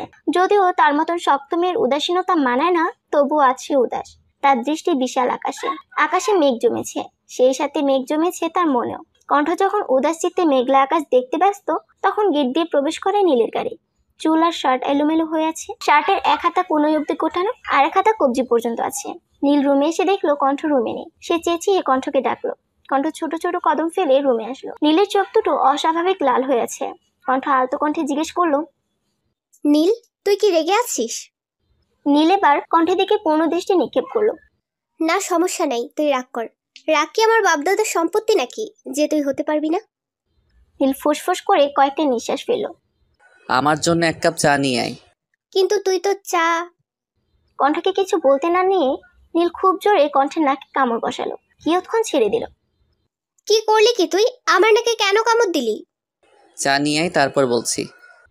কণ্ঠ কোনো কথা না করে রান্নাঘরে চলে যায়। মিনিট 2 বাদে সে চা নিয়ে ফিরে আসে। নীল ততক্ষণে চেঞ্জ করে নিয়েছে। কণ্ঠ চায়ের কাপটা এসে ঠাস করে সেন্টার টেবিলে রাখলো। নীল ব্রুকুচকে তাকালো কণ্ঠের দিকে। সেন্টার টেবিল থেকে চায়ের কাপটা নিয়ে তাতে চুমুক দিয়ে বলল, জানিস আজ আমার অফিসে নীরা না কিরা যে ওটা এসেছিল? ইটস নীরা। তো আমার শ্বশুরের কি জানিস ওই বেয়াদব মেয়ে কি বলে? কণ্ঠের ভয়ে এবার ঘাড়ো হলো। তাহলে কি তারা নীলের সম্পর্কের সমাপ্তি এখানেই? কণ্ঠ ভয়ে ভয়ে নীলকে জিজ্ঞেস করলো, কি কি কি বলে? বলে বিয়ের দিন তুই নাকি ওকে কিডন্যাপ করেছিলিস, আর এতদিন নাকি ও তোর এখানে বন্দি ছিল। তা তুই কি বললি? বলিনি, শুধু করেওছি। কি করেছিস? ঠাডিয়ে দুটো থাপ্পড় দিয়েছে ওই বেয়াদবটাকে। কণ্ঠ অবাক হয়ে জিজ্ঞেস করলো, মারলি কেন ওকে? আদব করার কথা ছিল নাকি? আরও তো দুটো দিতে ইচ্ছে করছিল। বেয়াদব মেয়ে মানুষ একটা আসছে আমার শোকের সংসারে আগুন লাগাতে। কণ্ঠ নীলকে দেখছে, সে এক মনে চায়ের কাপে চুমুক দিচ্ছে আর নীরাকে বকছে। কণ্ঠ ভেবেছিল নীলকে সব সত্যিটা বলে দিবে, কিন্তু এখন সে নিজের সিদ্ধান্ত পরিবর্তন করলো। থাকুক না কিছু কথা অজানা, কিছু কথা গোপনে রেখে যদি জীবনে ভালো থাকা যায়, সুখে থাকা যায়, তাহলে তা গোপনে থাকাই শ্রেয়। 2 দিন পর কণ্ঠ আর নীল ছাদে বসে তারা দেখছে। কণ্ঠ নীলের কাঁধে মাথা দিয়ে রেখেছে। নীল এটা ওটা বলছে আর কণ্ঠ মন দিয়ে তা শুনছে। এমন সময় টুম করে কণ্ঠের ফোনে SMS আসলো। কণ্ঠ দেখলো শৈবালের নম্বর থেকে SMS। শৈবাল বলেছে নীরাকে ফ্লাইটে উঠিয়ে দেওয়া হয়েছে। কাতার যেতেই তার পাসপোর্ট নিয়ে নেওয়া হবে। কণ্ঠ যখন বলবে নীরার পাসপোর্ট তখন তাকে দেওয়া হবে, আর তখনই সে দেশে আসতে পারবে। নীরার দেশ ছাড়ার খবর পেয়ে স্বস্তির নিঃশ্বাস ফেলে কণ্ঠ। এই মেয়ে একেবারে ঝেঁকে বসেছিল ঘাড়ের উপর, এখন সব শান্তি। জীবনের খাতা থেকে কেটে গেল অনেকগুলো দিন, অনেকগুলো বছর। অনেক কিছু পাল্টেছে, হয়েছে যোজন বিয়োজন। এক বিকেল বেলায় নীল আর কণ্ঠ বাগানে বসে গল্প করছে। এমন সময় তাদের দিকে দৌড়ে এলো 5 বছর বয়সী একটা বাচ্চা মেয়ে। দৌড় দেওয়ার সময় তার ঝুঁটের চুলগুলো কি সুন্দর হাওয়ায় দুলছিল। মা, এভাবে দৌড়ে কেন আসলে? যদি পড়ে গিয়ে ব্যথা পেতে? আমি অনেক স্ট্রং গার্ল, আর স্ট্রং গার্লরা কখনো ব্যথা পায় না। আচ্ছা, তা দৌড়াচ্ছিলে কেন? বাচ্চাটির চোখের সামনে ছোট ছোট চুলগুলো পেছনে সরিয়ে দিয়ে বলল, আমি আয়নের মাথা ফাটিয়ে দিয়ে এসেছি। মেয়ের কথায় নীল কি বলে দাঁড়িয়ে পড়ল। তুমি আবারও এমন করেছো? বাবা তোমাকে মানা করেছি না এমন করতে। আমার কি দোষ? ও আমার চুলে টান দেয় কেন? চুলে টান দেয় বলে তুমি ওর মাথা ফাটিয়ে দিবা? ওর এত বড় সাহস, ও ফুলের চুল ধরে টানে। ওর তো ভাগ্য ভালো যে ওর মাথাটা কেটে ফেলিনি। বলেই হনহন করে বাচ্চাটির বাড়ির ভিতরে চলে গেল। অপরদিকে নীল মেয়ের যাওয়ার দিকে অসহায়ের মতন তাকিয়েছে। সামান্য চুল ধরে টান দেওয়ার অপরাধে এমন নিরীহ নিষ্পাপ ছেলের মাথা ফাটিয়ে দিয়ে আসলে তার আর আদরে বাদরে পরিণত হয় একমাত্র মেয়ে। এই মেয়ে একদম মায়ের স্বভাব পেয়েছে, কথায় কথায় রেগে যায় আর শুধু মারামারি করে। নীল একবার কণ্ঠের দিকে তাকালো। সে আয়েশ করে চায়ের কাপে চুমুক দিচ্ছে। মা আর মেয়ে মিলে তার জীবনটা তেজপাতা সমতুল্য করে দিল একেবারে। এর মাঝে কণ্ঠ বলল, আমার দিকে তাকিয়ে না থেকে মেয়ের অভিমান ভাঙাও গিয়ে, নইলে আজ আর তোমার রক্ষে নেই। আমি তো তোমাকে ছাড় দেই, কিন্তু মেয়ে আমার ছাড় দেওয়ার পাত্রী নয়। কণ্ঠের কথা একটা দীর্ঘশ্বাস ফেলে নীল চলো মেয়ের অভিমান ভাঙাতে। মেয়েটা তার অনেক অভিমানী, একটু কিছু হলেই বাবার উপর তার রাজ্যের অভিমান। নীল নিজের পরিবার নিয়ে সুখে আছে, সুখে আছে রাফাত আর নীরাও। সকলে সুখে থাকুক এই কামনা করে আমাদের